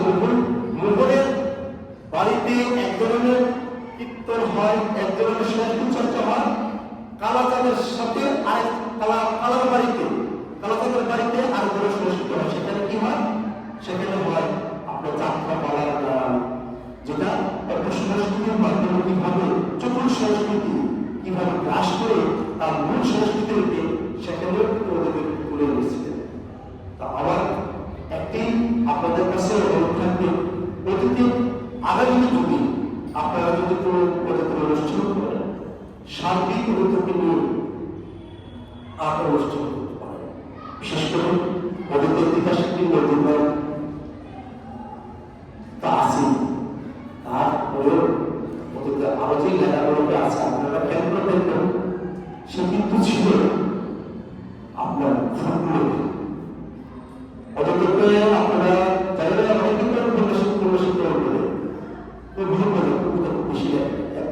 করলে একবার 8-10টা করে আমার মধ্যে, কিন্তু অতীতে সবচেয়ে বড় মাপের ছিলেন তিনি হচ্ছেন প্রফেসর এবং ফুটবল যিনি এই গবেষণা করে সংস্কৃতিকে নিয়ে করে গেছিলেন। আপনারা তার প্রেজেন্টেশন করতেছেন, তাহলে সেখানে তার পরিচয় থাকতে পারবেন। আমি অনেক কথা বললাম, আপনাদের যদি ধরতে পারেন গবেষণা বিশ্ববিদ্যালয়ে আমি চেষ্টা করছি ওদেরকে নিয়ে গবেষণা করতে, যে আমি আরেকটা মালিক, হ্যাঁ সেই মালিক পদ্মাবতীর মাঝের মালিক না, কিন্তু আমিও আর ব্রাহ্মণ মালিক, কিন্তু আমার কাছে মনে হচ্ছে ওদেরকে দেখতে যে ওদেরকে গবেষণা করতে মনে হচ্ছে যে ওদেরকে আমার পাঁচজনের বাম পাঁচজনের সঙ্গী বা সাথী, কারণ আমার অনেকটা জীবনের সাথে ওদেরকে কোথাও না কোথাও বুঝতে পারবে না, নিজেকে দায়িত্ব মুখ থেকে আমি উপস্থিত করার চেষ্টা করেছি। যাই হোক, অনেক অনেক ধন্যবাদ। আর চেষ্টা করে ভাই সকল ভাই আরো বিস্তারিত করবেন মানুষ, সবাইকে ধন্যবাদ।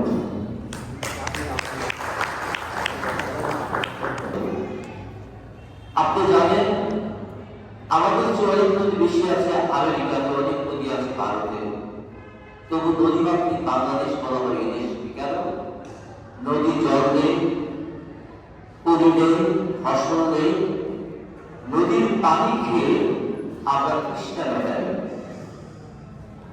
এখানে উনি বলেছিলেন পিতাশক্তি নদীর নামে, এই নামের উৎস কি কোন অভিধানে নেই, কারণ তখন আঞ্চলিক অভিধান বাংলা বই প্রকাশ করে তিরাস মানে পৃষ্ঠা, যে প্রথম শব্দ হচ্ছে তিরাস, তিরাস থেকে তিতাস, আর নামের উৎপত্তি যদিও এখানে উনি বলেছেন কোন অভিধানে নেই, ছিল না।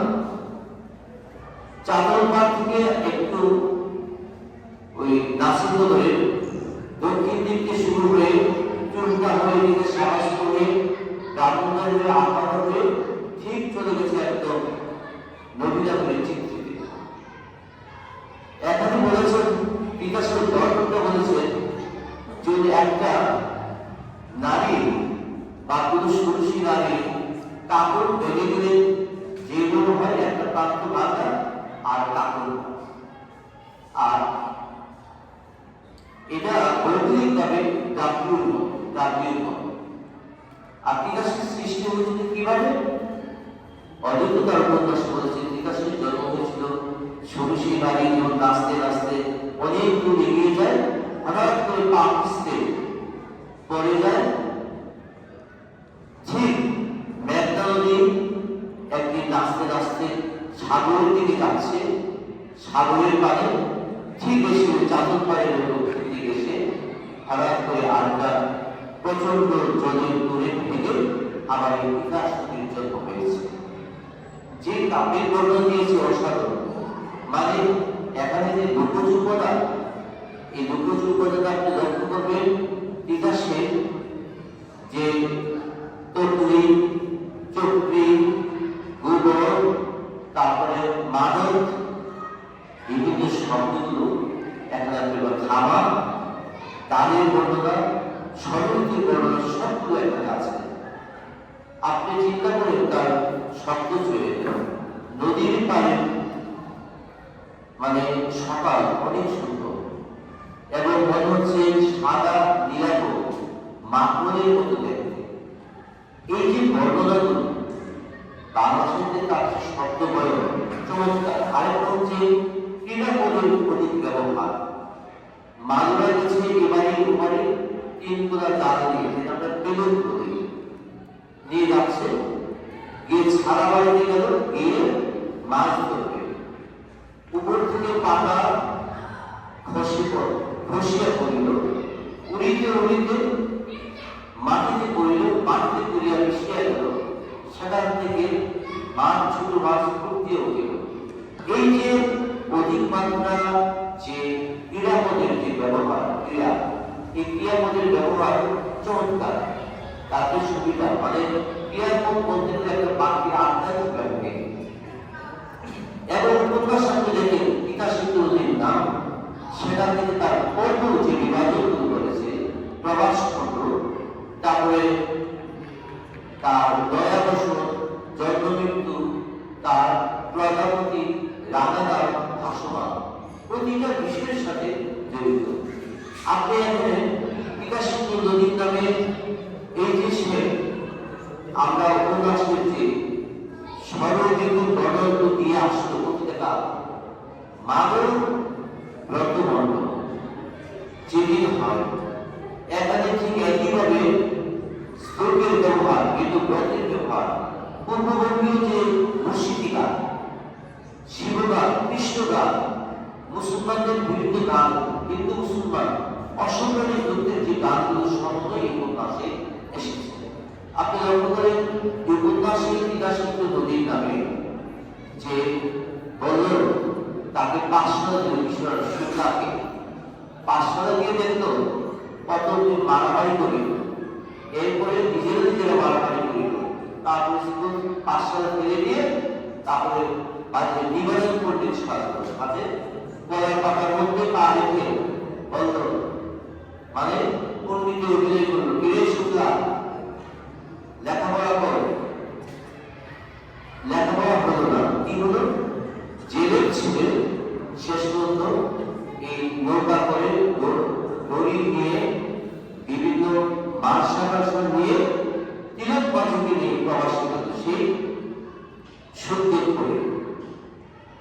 সুখদেবপুরে যে গেল সেই যে নারী বিশেষ করে সেখানে গিয়ে নয়া বার্তা হয়ে গেল সুখদেবপুরে যে অপূর্ব যে বর্ণনা নদী যে সাপের জীবার মতো নদী পাশে তার পূর্ব দিক থেকে বসর পাশের মোড়ের বসর হঠাৎ উত্তর দিকে জঙ্গল থেকে সাপের জীবার মতো নদীটি ঘুরে ফিরে এই যে বর্ণনা অসাধারণ।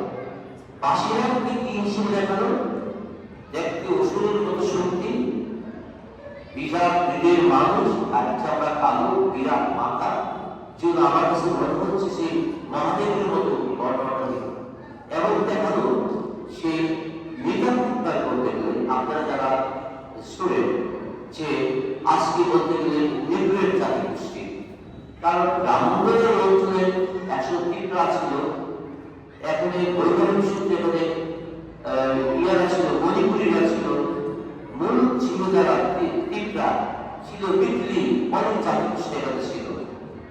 এখানে যে প্রান্তিক মানুষদের এই বঙ্গীয় ডেল্টা অঞ্চল বঙ্গীয় অঞ্চলে তারা ছিল সরল, তারা ছিল দাবিটা ছিল দক্ষিণ ভারতে এবং উত্তর ভারতে এই অঞ্চলে তারা। আজকে আমরা একটা লক্ষ্য করবেন আপনারা যে মূল জায়গায় যাচ্ছি এই সুন্দরপুরে গিয়ে যে নারীর সাথে তার যাকে অনন্তের মান অনন্ত জন্ম অনন্তের মান সেই জায়গাতে বর্ণনা এইভাবে যে হঠাৎ করে মেয়েরা কাশি বর্ণা নিয়ে রাত বর্ণা নিয়ে ধর দিয়ে বাজাচ্ছে, একজন আরেকজন নাচ করছে, আরেকজন মাছ কাটছে। এই যে বর্ণনা মানে ভয়াবহ যেটাকে বলে যে অনেক মাছ তারা আসতো 3 মাস তারা কাজ করবে এই পূজাজনগর খায়, তারপর তারা চলে যাবে। কিন্তু সুন্দরপুরের সাথে এই যে এই মারামারির সময় একটা মেয়ে হঠাৎ চোখ তাকিয়ে দেখলো যে একজন কিশোর তার দিকে তাকিয়ে আছে এবং মারামারির মতো মেয়ে মতো রক্ষা করতে গেল। প্রবলেমটা হয় সেই জায়গাতে যখন একজন পুরুষ নারীকে রক্ষা করে, নারী পুরুষকে রক্ষা করে, এই নির্ভরতার ভিতর দিয়ে রক্ষার ভিতর দিয়ে মানুষের প্রবলেমটা গড়ে ওঠে।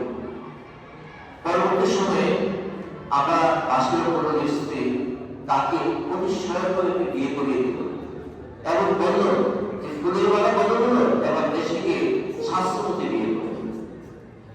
কোন কারণ হচ্ছে এই যে মানে গানকে এই গানটা বলে কি হয় ওই ভৈরব পার হয়ে একটু দক্ষিণে এই গাঙ্গের মধ্যে রাতের বেলা তারা শুয়ে থাকতো। তিনজনের পা বাঁধা, তাদের যে টাকা ছিল 200 টাকা এবং 500 এবং ভোর সময় চুরি করে নিয়ে গেল।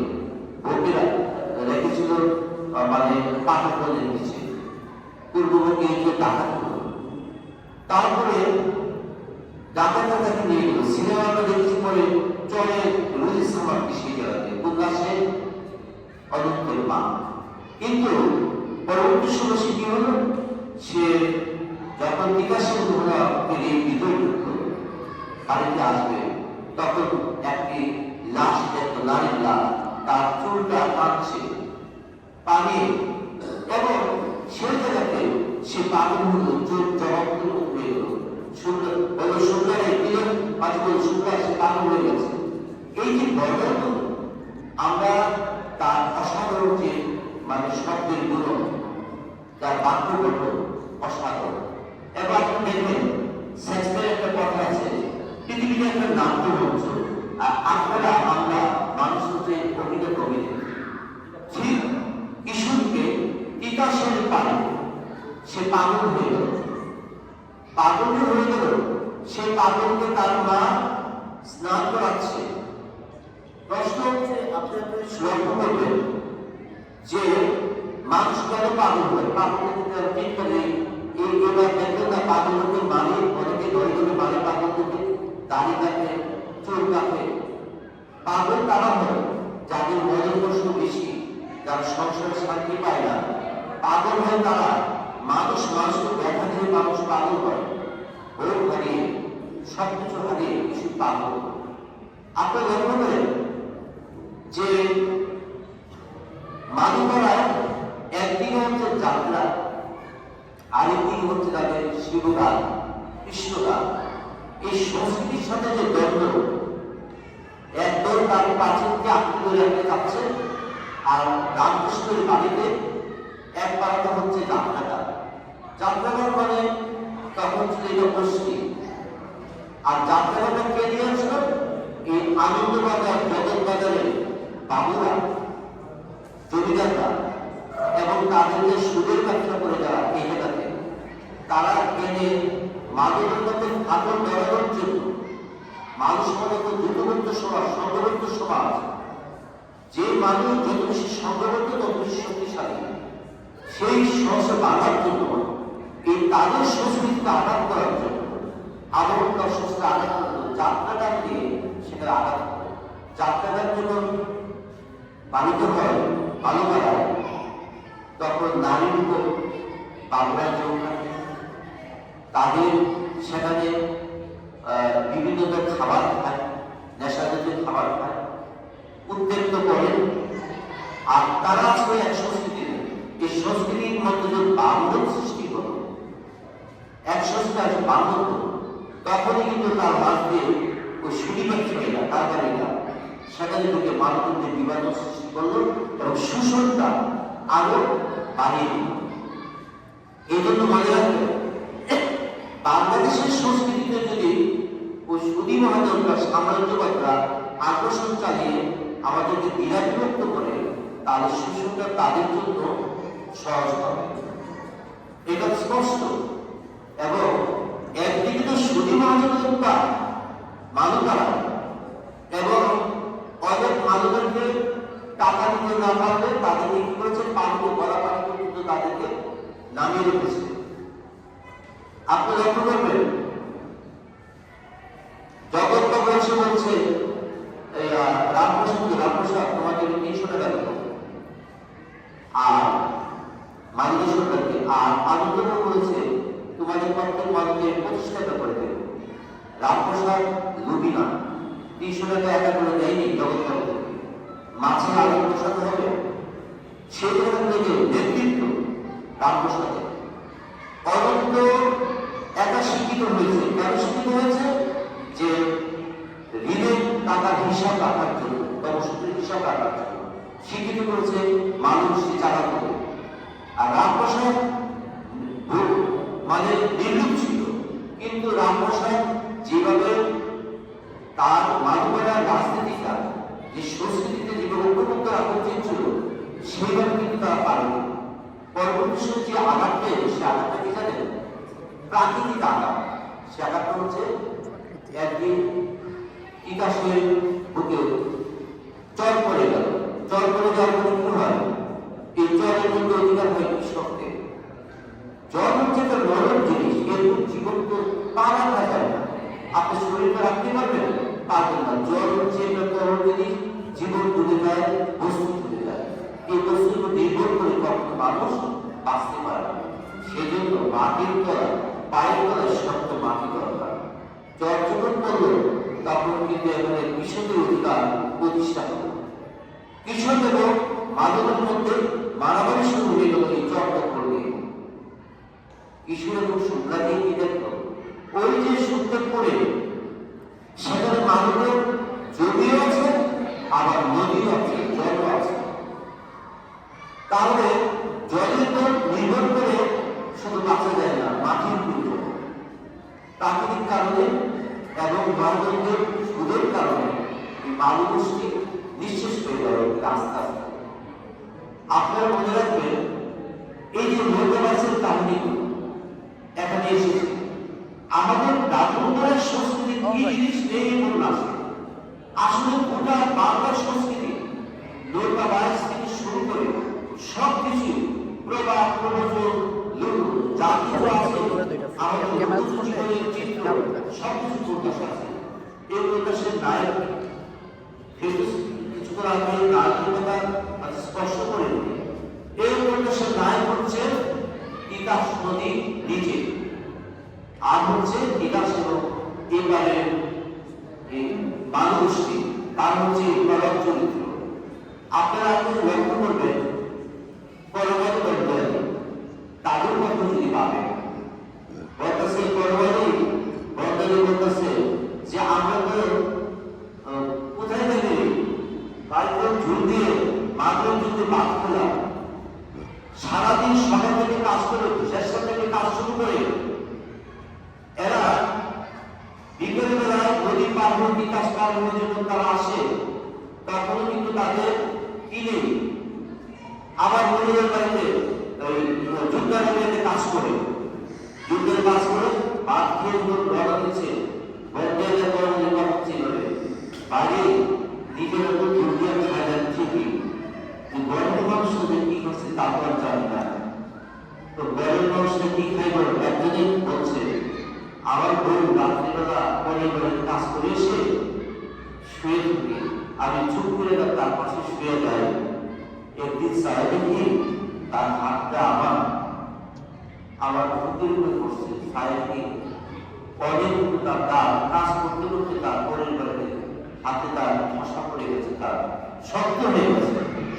এই যে বড় তো বড়দের কাছে ভাই তুই তোর বইতে পাস, আমি তো আমার বইতে পাই না কেন? পরিবারে সিলাই কাজ করতে করতে তার হাত ছিদ্র হয়ে গেছে। এক ঘুমে যখন উঠি দুষ্টা বেড়ার ফাঁকা দুষ্টা ঘুমে ফট দেয় চাঁদের মতো আসে বই ডাকতে, আমি সেটা যখন বলতে পাই না। এই যে নদীর কাছে বন্দি, জমির কাছে বন্দি চাষি তার পণ্যের মূল্য সে পায় না, নদীর কাছে বন্দি জেলে তার মাছের মূল্য পায় না, আর বড় বড় বন্দরেরা ওই যোদ্ধাদের কাছে বন্দি, আর জমিদারদেরকে শাসন করতে ত্রিপুরা রাজারা। এই যে বিশাল চিত্র সংস্কৃতির দ্বন্দ্ব, এই যে আপনার অর্থনীতির দ্বন্দ্ব, এই দ্বন্দ্বের উপর কেন্দ্র করে উপন্যাসে বিশ্বাস করতে সাধারণ দ্বন্দ্ব প্রকাশ করে এই উপন্যাসে অ্যানালিসিস করলে বিশ্লেষণ করলে যে চিত্র পাওয়া যাবে আপনারা কখন করে উপন্যাসটি বারবার আলোচনা রঞ্জিত এবং শেষ করতে হবে। শেষ করতে মাত্র আর 1 মিনিটের মধ্যে শেষ দিকে যখন আমরা দেখি যে বালুপাড়া যখন থেকে জল করে গেল, মানুষ অর্থনৈতিক সংকট করলো, বালুপাড়া দিয়ে যখন যাচ্ছে যখন দেখছে বালুপাড়া শ্মশান হয়ে গেছে, ঘর বাড়িগুলো আর নেই, সমস্ত মানুষ চলে যাচ্ছে, কেউ ভিক্ষা করছে, কেউ বা তার পেশা পরিবর্তন করে আপনার ব্যবসা করছে, বিভিন্ন জিনিস জিনিসপত্র বিক্রি করছে মাদুপাড়া শ্মশানের মতো। এই নদী পার দিয়ে যাচ্ছে, নদী শুকিয়ে গেছে। বাসন্তী যখন আসে এই জায়গাতে পানি দেওয়ার জন্য নদী পারে, তার জল অনেক কম। তার বাড়তি ডোবানোর আগেই অনন্ত আবার চলে যাচ্ছে আসামে, যে অন্তর্বাসনে বনত্বের দেশ ছিল, অন্তরে দেশ থাকছে। এই যে নদীর কারণে শুকিয়ে যাওয়ার কারণে পেশাগুলি করত, দেশ স্থানান্তর, এই যে চিত্র, এই যে মহাশ্মশান, একটা ওই যে এথনিক জাতিগুলোকে জাতিগোষ্ঠী নিঃশেষ হয়ে গেল আস্তে আস্তে। এই যে মহাশ্মশানের মতো এই যে নীরবতা, এই যে কষ্ট মানব জীবনে, এই যে কৃষকরা জেলেরা একসাথে আত্মহত্যা করতে আবদ্ধ, তাদের মধ্যে যে দ্বন্দ্ব, এই দ্বন্দ্ব হচ্ছে অর্থনৈতিক দ্বন্দ্ব, জমি নিয়ে দ্বন্দ্ব, এর পিছনে সম্পর্ক অর্থনীতি। এবং এই উপন্যাসের চলচ্চিত্রে দেখিয়েছে বাসন্তী মারা গেল আর একটা শিশু একটা পতাকা নিয়ে চট দিয়ে দৌড়তে আসছে চলচ্চিত্রে।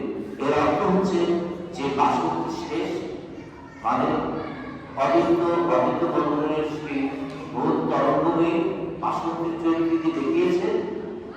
বাসন্তী শেষ, নদী মারা গেছে, মহাশাসন হয়ে গেছে জেলে পাড়ায়, পেশাকান্ত হয়েছে। আর একটি পতাকা নিয়ে আস্তে আস্তে একটি শিশু দৌড়ে আসছে যে নতুনের দিক নির্দেশনা দেওয়ার জন্য, যে আবার নতুন শিশু জন্ম হয়েছে, এই চলে আবার কি হবে, আবার বসত করবে। এই যে মানে যে চিত্র অঙ্কন করেছে নদীর পাড়ে,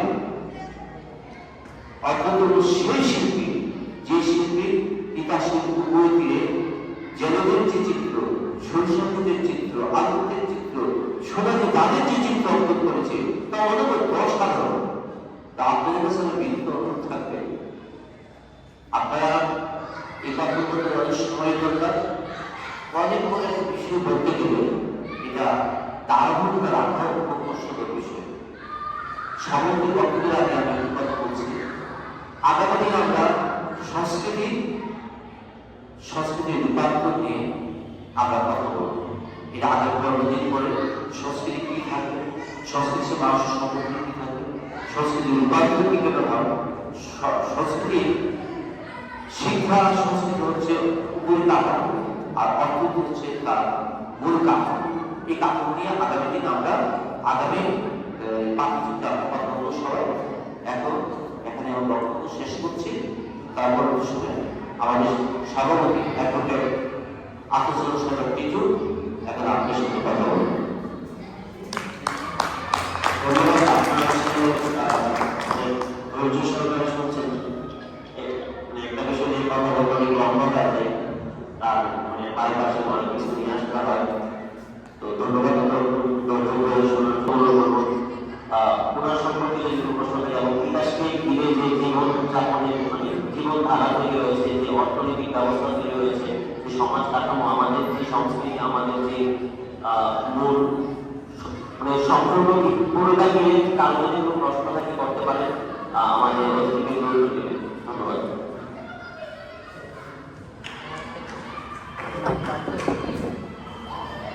আমার প্রশ্ন জনাব মানিক রতন শর্মা স্যারের কাছে।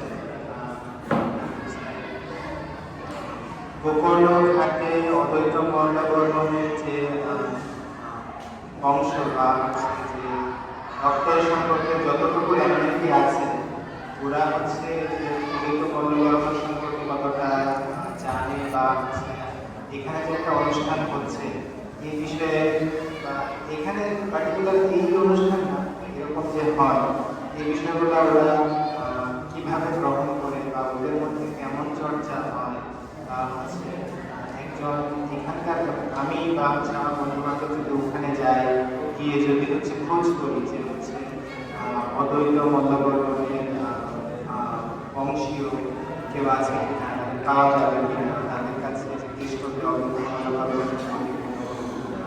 অতিরিক্ত তথ্য বা জীবন সম্পর্কে না জানা মধ্যে দেখা যাবে কিনা, আপনাকে সেটা জানতে চাই।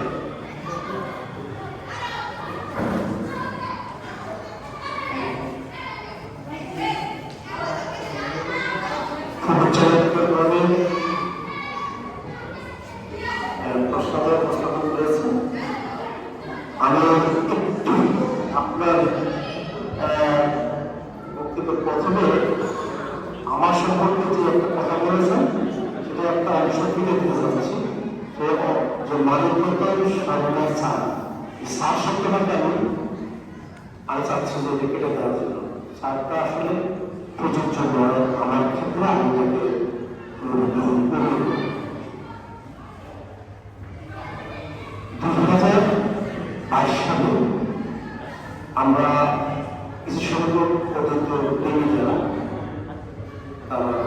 অতীতের যে ভূখণ্ডীয় ঘাট যেটা লঞ্চ ঘাট, এই লঞ্চ ঘাটটা আমাদের প্রশাসনিক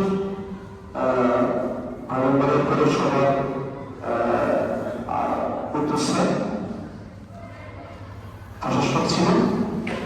ওনাকে ধরে আমরা ওই জায়গাটা সরকারি জায়গাতে, ঘাটটা কিন্তু সরকারি জায়গা, এটা এক লাইন খতিয়ান করছে, যার কারণে যারা প্রশাসনের সাথে যারা প্রশাসনের সাথে আলাপ করি আমরা এখান থেকে কিছু জায়গা নিয়ে নিই, নিয়ে ওখানে অযোগ্য নিয়ে ধর্মীয় স্মৃতি গ্রন্থাগার গবেষণার কেন্দ্র, ওই গবেষণার কেন্দ্র এই নামটা আমার দেওয়া, ওই জায়গাটা ছিল। যাই হোক, ওখানে একটা প্রতিষ্ঠান গড়ে তুলেছি। আপনাদেরকে নিমন্ত্রণ বা আমন্ত্রণ জানাচ্ছি, আপনারা ওই অযোগ্য মঞ্চ আছে ওখানে,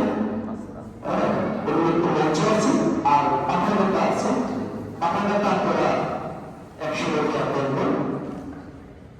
সপ্তাহে একদিন অথবা দুদিন অযোগ্যের যে অযোগ্য উত্তর বংশধর যারা, তাদেরকে নিয়ে ৪৫-৫০ জন ছেলে মেয়েকে নিয়ে আমরা এখানে প্রশিক্ষণ কেন্দ্রে মানে স্থাপন করেছে এবং প্রশিক্ষণ চলছে। একটা হচ্ছে নৃত্য, একটা কবিতার ভিত্তি, আর হচ্ছে গান। এবং গানের ক্ষেত্রে আমরা ওই এলাকার অন্তর্জয় যে গান, অত্যন্ত সময়কালীন যেসব গান আছে, ওই গানগুলো মেয়েরা ছোট ছোট বাচ্চারা আছে, আপনারা দেখতে খুশি হবে, তারা গরমকালীন সাহিত্য প্রশিক্ষণ সময় গান নিয়েছে, তাদেরকে আমরা প্রোভাইড করতেছি। তাদেরকে আমরা মূল স্রোতে আমরা নিয়ে আসার চেষ্টা করছি এবং তাদের ভিতরে যে আসলে প্রকৃত তার মেধা আছে, এটা আমরা কাজ করতে যেয়ে দেখেছি। আপনারা খুশি হবেন, অন্তত কিন্তু চেয়েছিলেন জেলেরা সারা জীবন জেলে থাকবে, এরকম না হয়।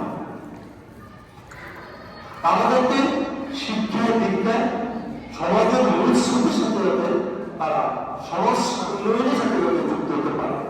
এক্ষেত্রে আমাদের পরিচিত ছোট মেয়ে নাম অন্তরা, সে এই বছর ব্রাহ্মণবাড়িয়া বিশ্ববিদ্যালয়তে ল ডিপার্টমেন্টে ভর্তি হয়েছে।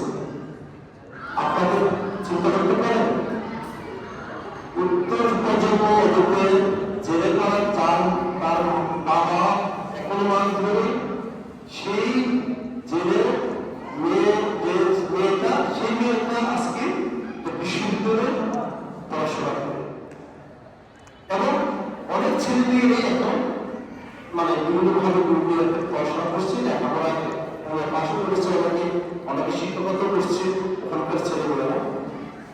তো আমার কথা হল যে আমরা বিশেষ করে আছেন যারা আছেন, আমরা প্রতিনিয়ত চাচ্ছি ওই ওখানে ফেব্রুয়ারি 20-21 এই 3 দিন আমরা বইমেলা করি।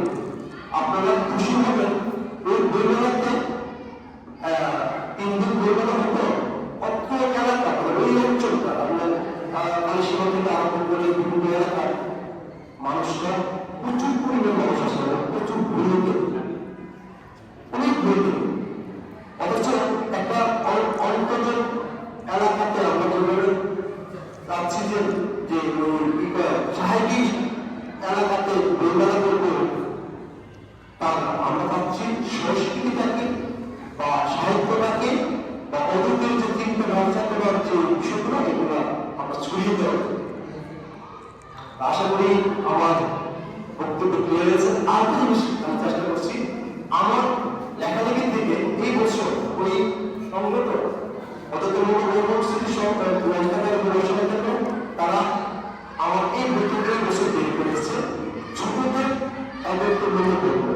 আমি চেয়েছি বড়দের কাছে ওদেরকে মূল্য করবেন, কিন্তু সেগুলো হয়ে ছোটরাও অতটুকু জানো, সেই হিসেবে ওই উপযোগী করে এটা অন্তত ইন্টারমিডিয়েট পর্যন্ত তারা করবে। অনেকে বড় করতে পারে হতে পারে, আমি ওইভাবেই আমি লিখেছি।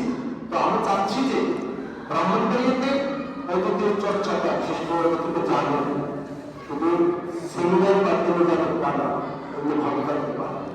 ধন্যবাদ। এখন বলতে পারেন আমাদের সভাপতি সব ঘোষণা করবেন। আমার সব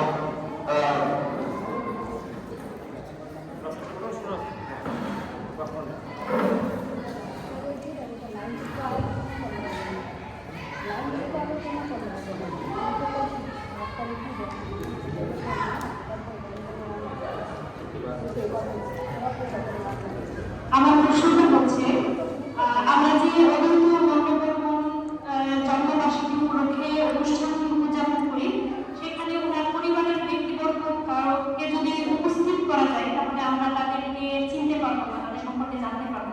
মানে ওনার বংশের কেউ যদি কাউকে যদি আপনারা আনেন অনুষ্ঠানে,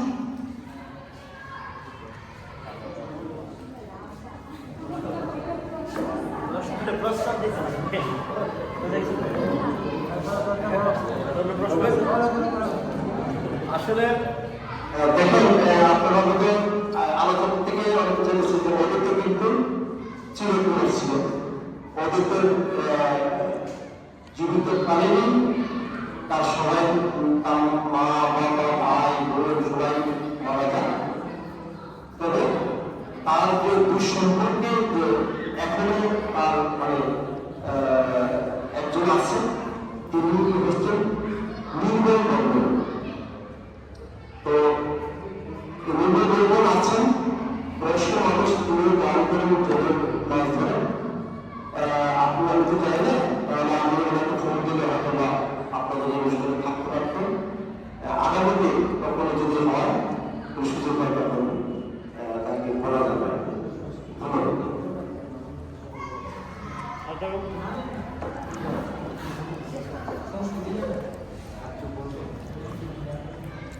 ধন্যবাদ।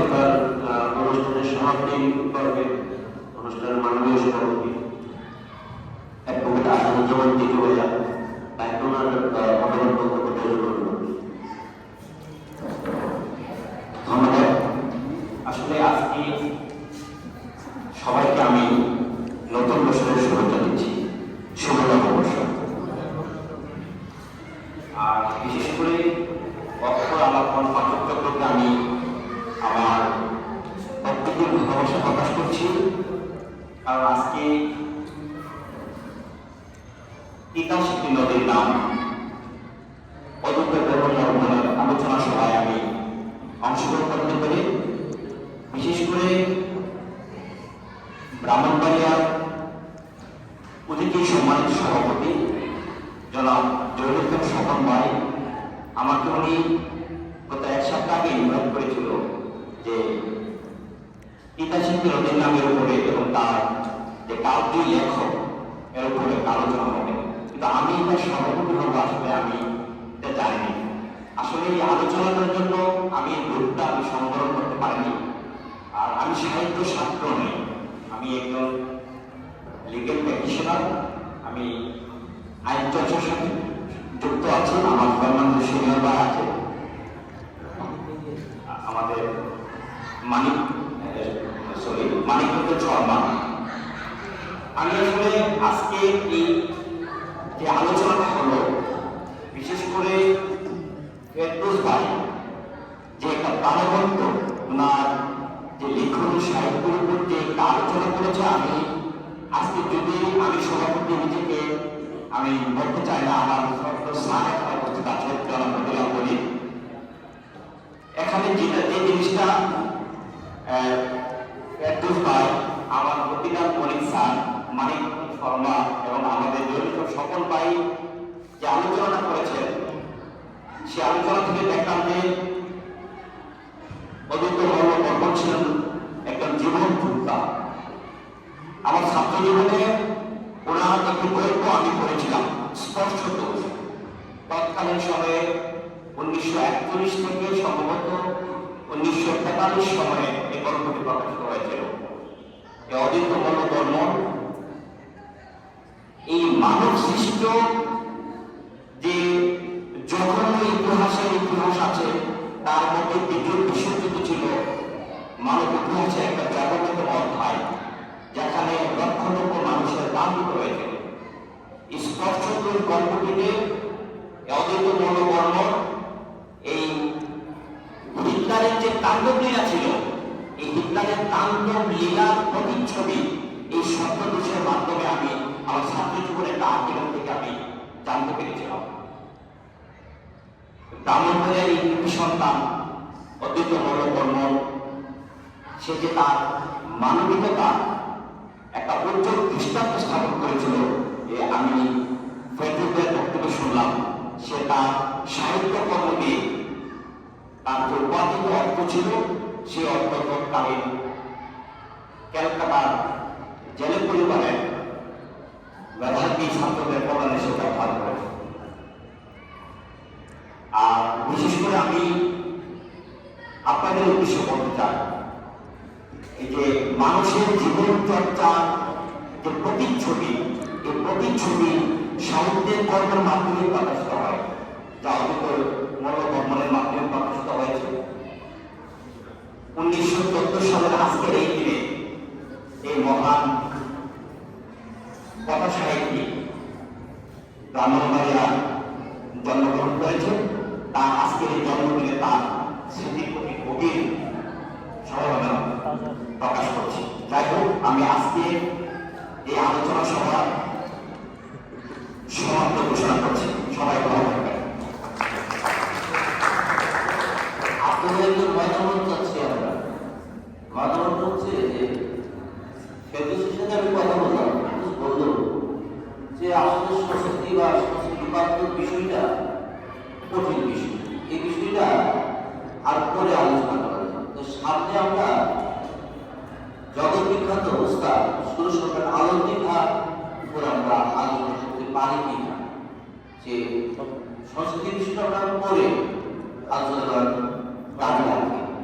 আমরা মনে হয় আমাদের বিশ্বনন্দিত সেই সঙ্গীত উস্তাদ আলমগীর খানই আমার সামনে পাঠযোগ্য করি। কি বলেন আপনারা? ভালো। আমি মতামত চাচ্ছি, আমরা যে আলোচনা নির্ধারণ করবো আপনাদের মতামত নিয়ে নেবো, ঠিক আছে? তাহলে আমরা তুমি একটা ডেট জানিয়ে দাও, শুক্রবার বা শনিবার থেকে। আপনাদের শনিবারের ফ্রি থাকে বা শুক্রবারের ফ্রি থাকে, কোন দিন ভালো হবে? শনিবার ভালো হয়, শুক্রবার নামাজ থাকে তো। শুক্রবার শনিবার তো এটা ডেট করুন।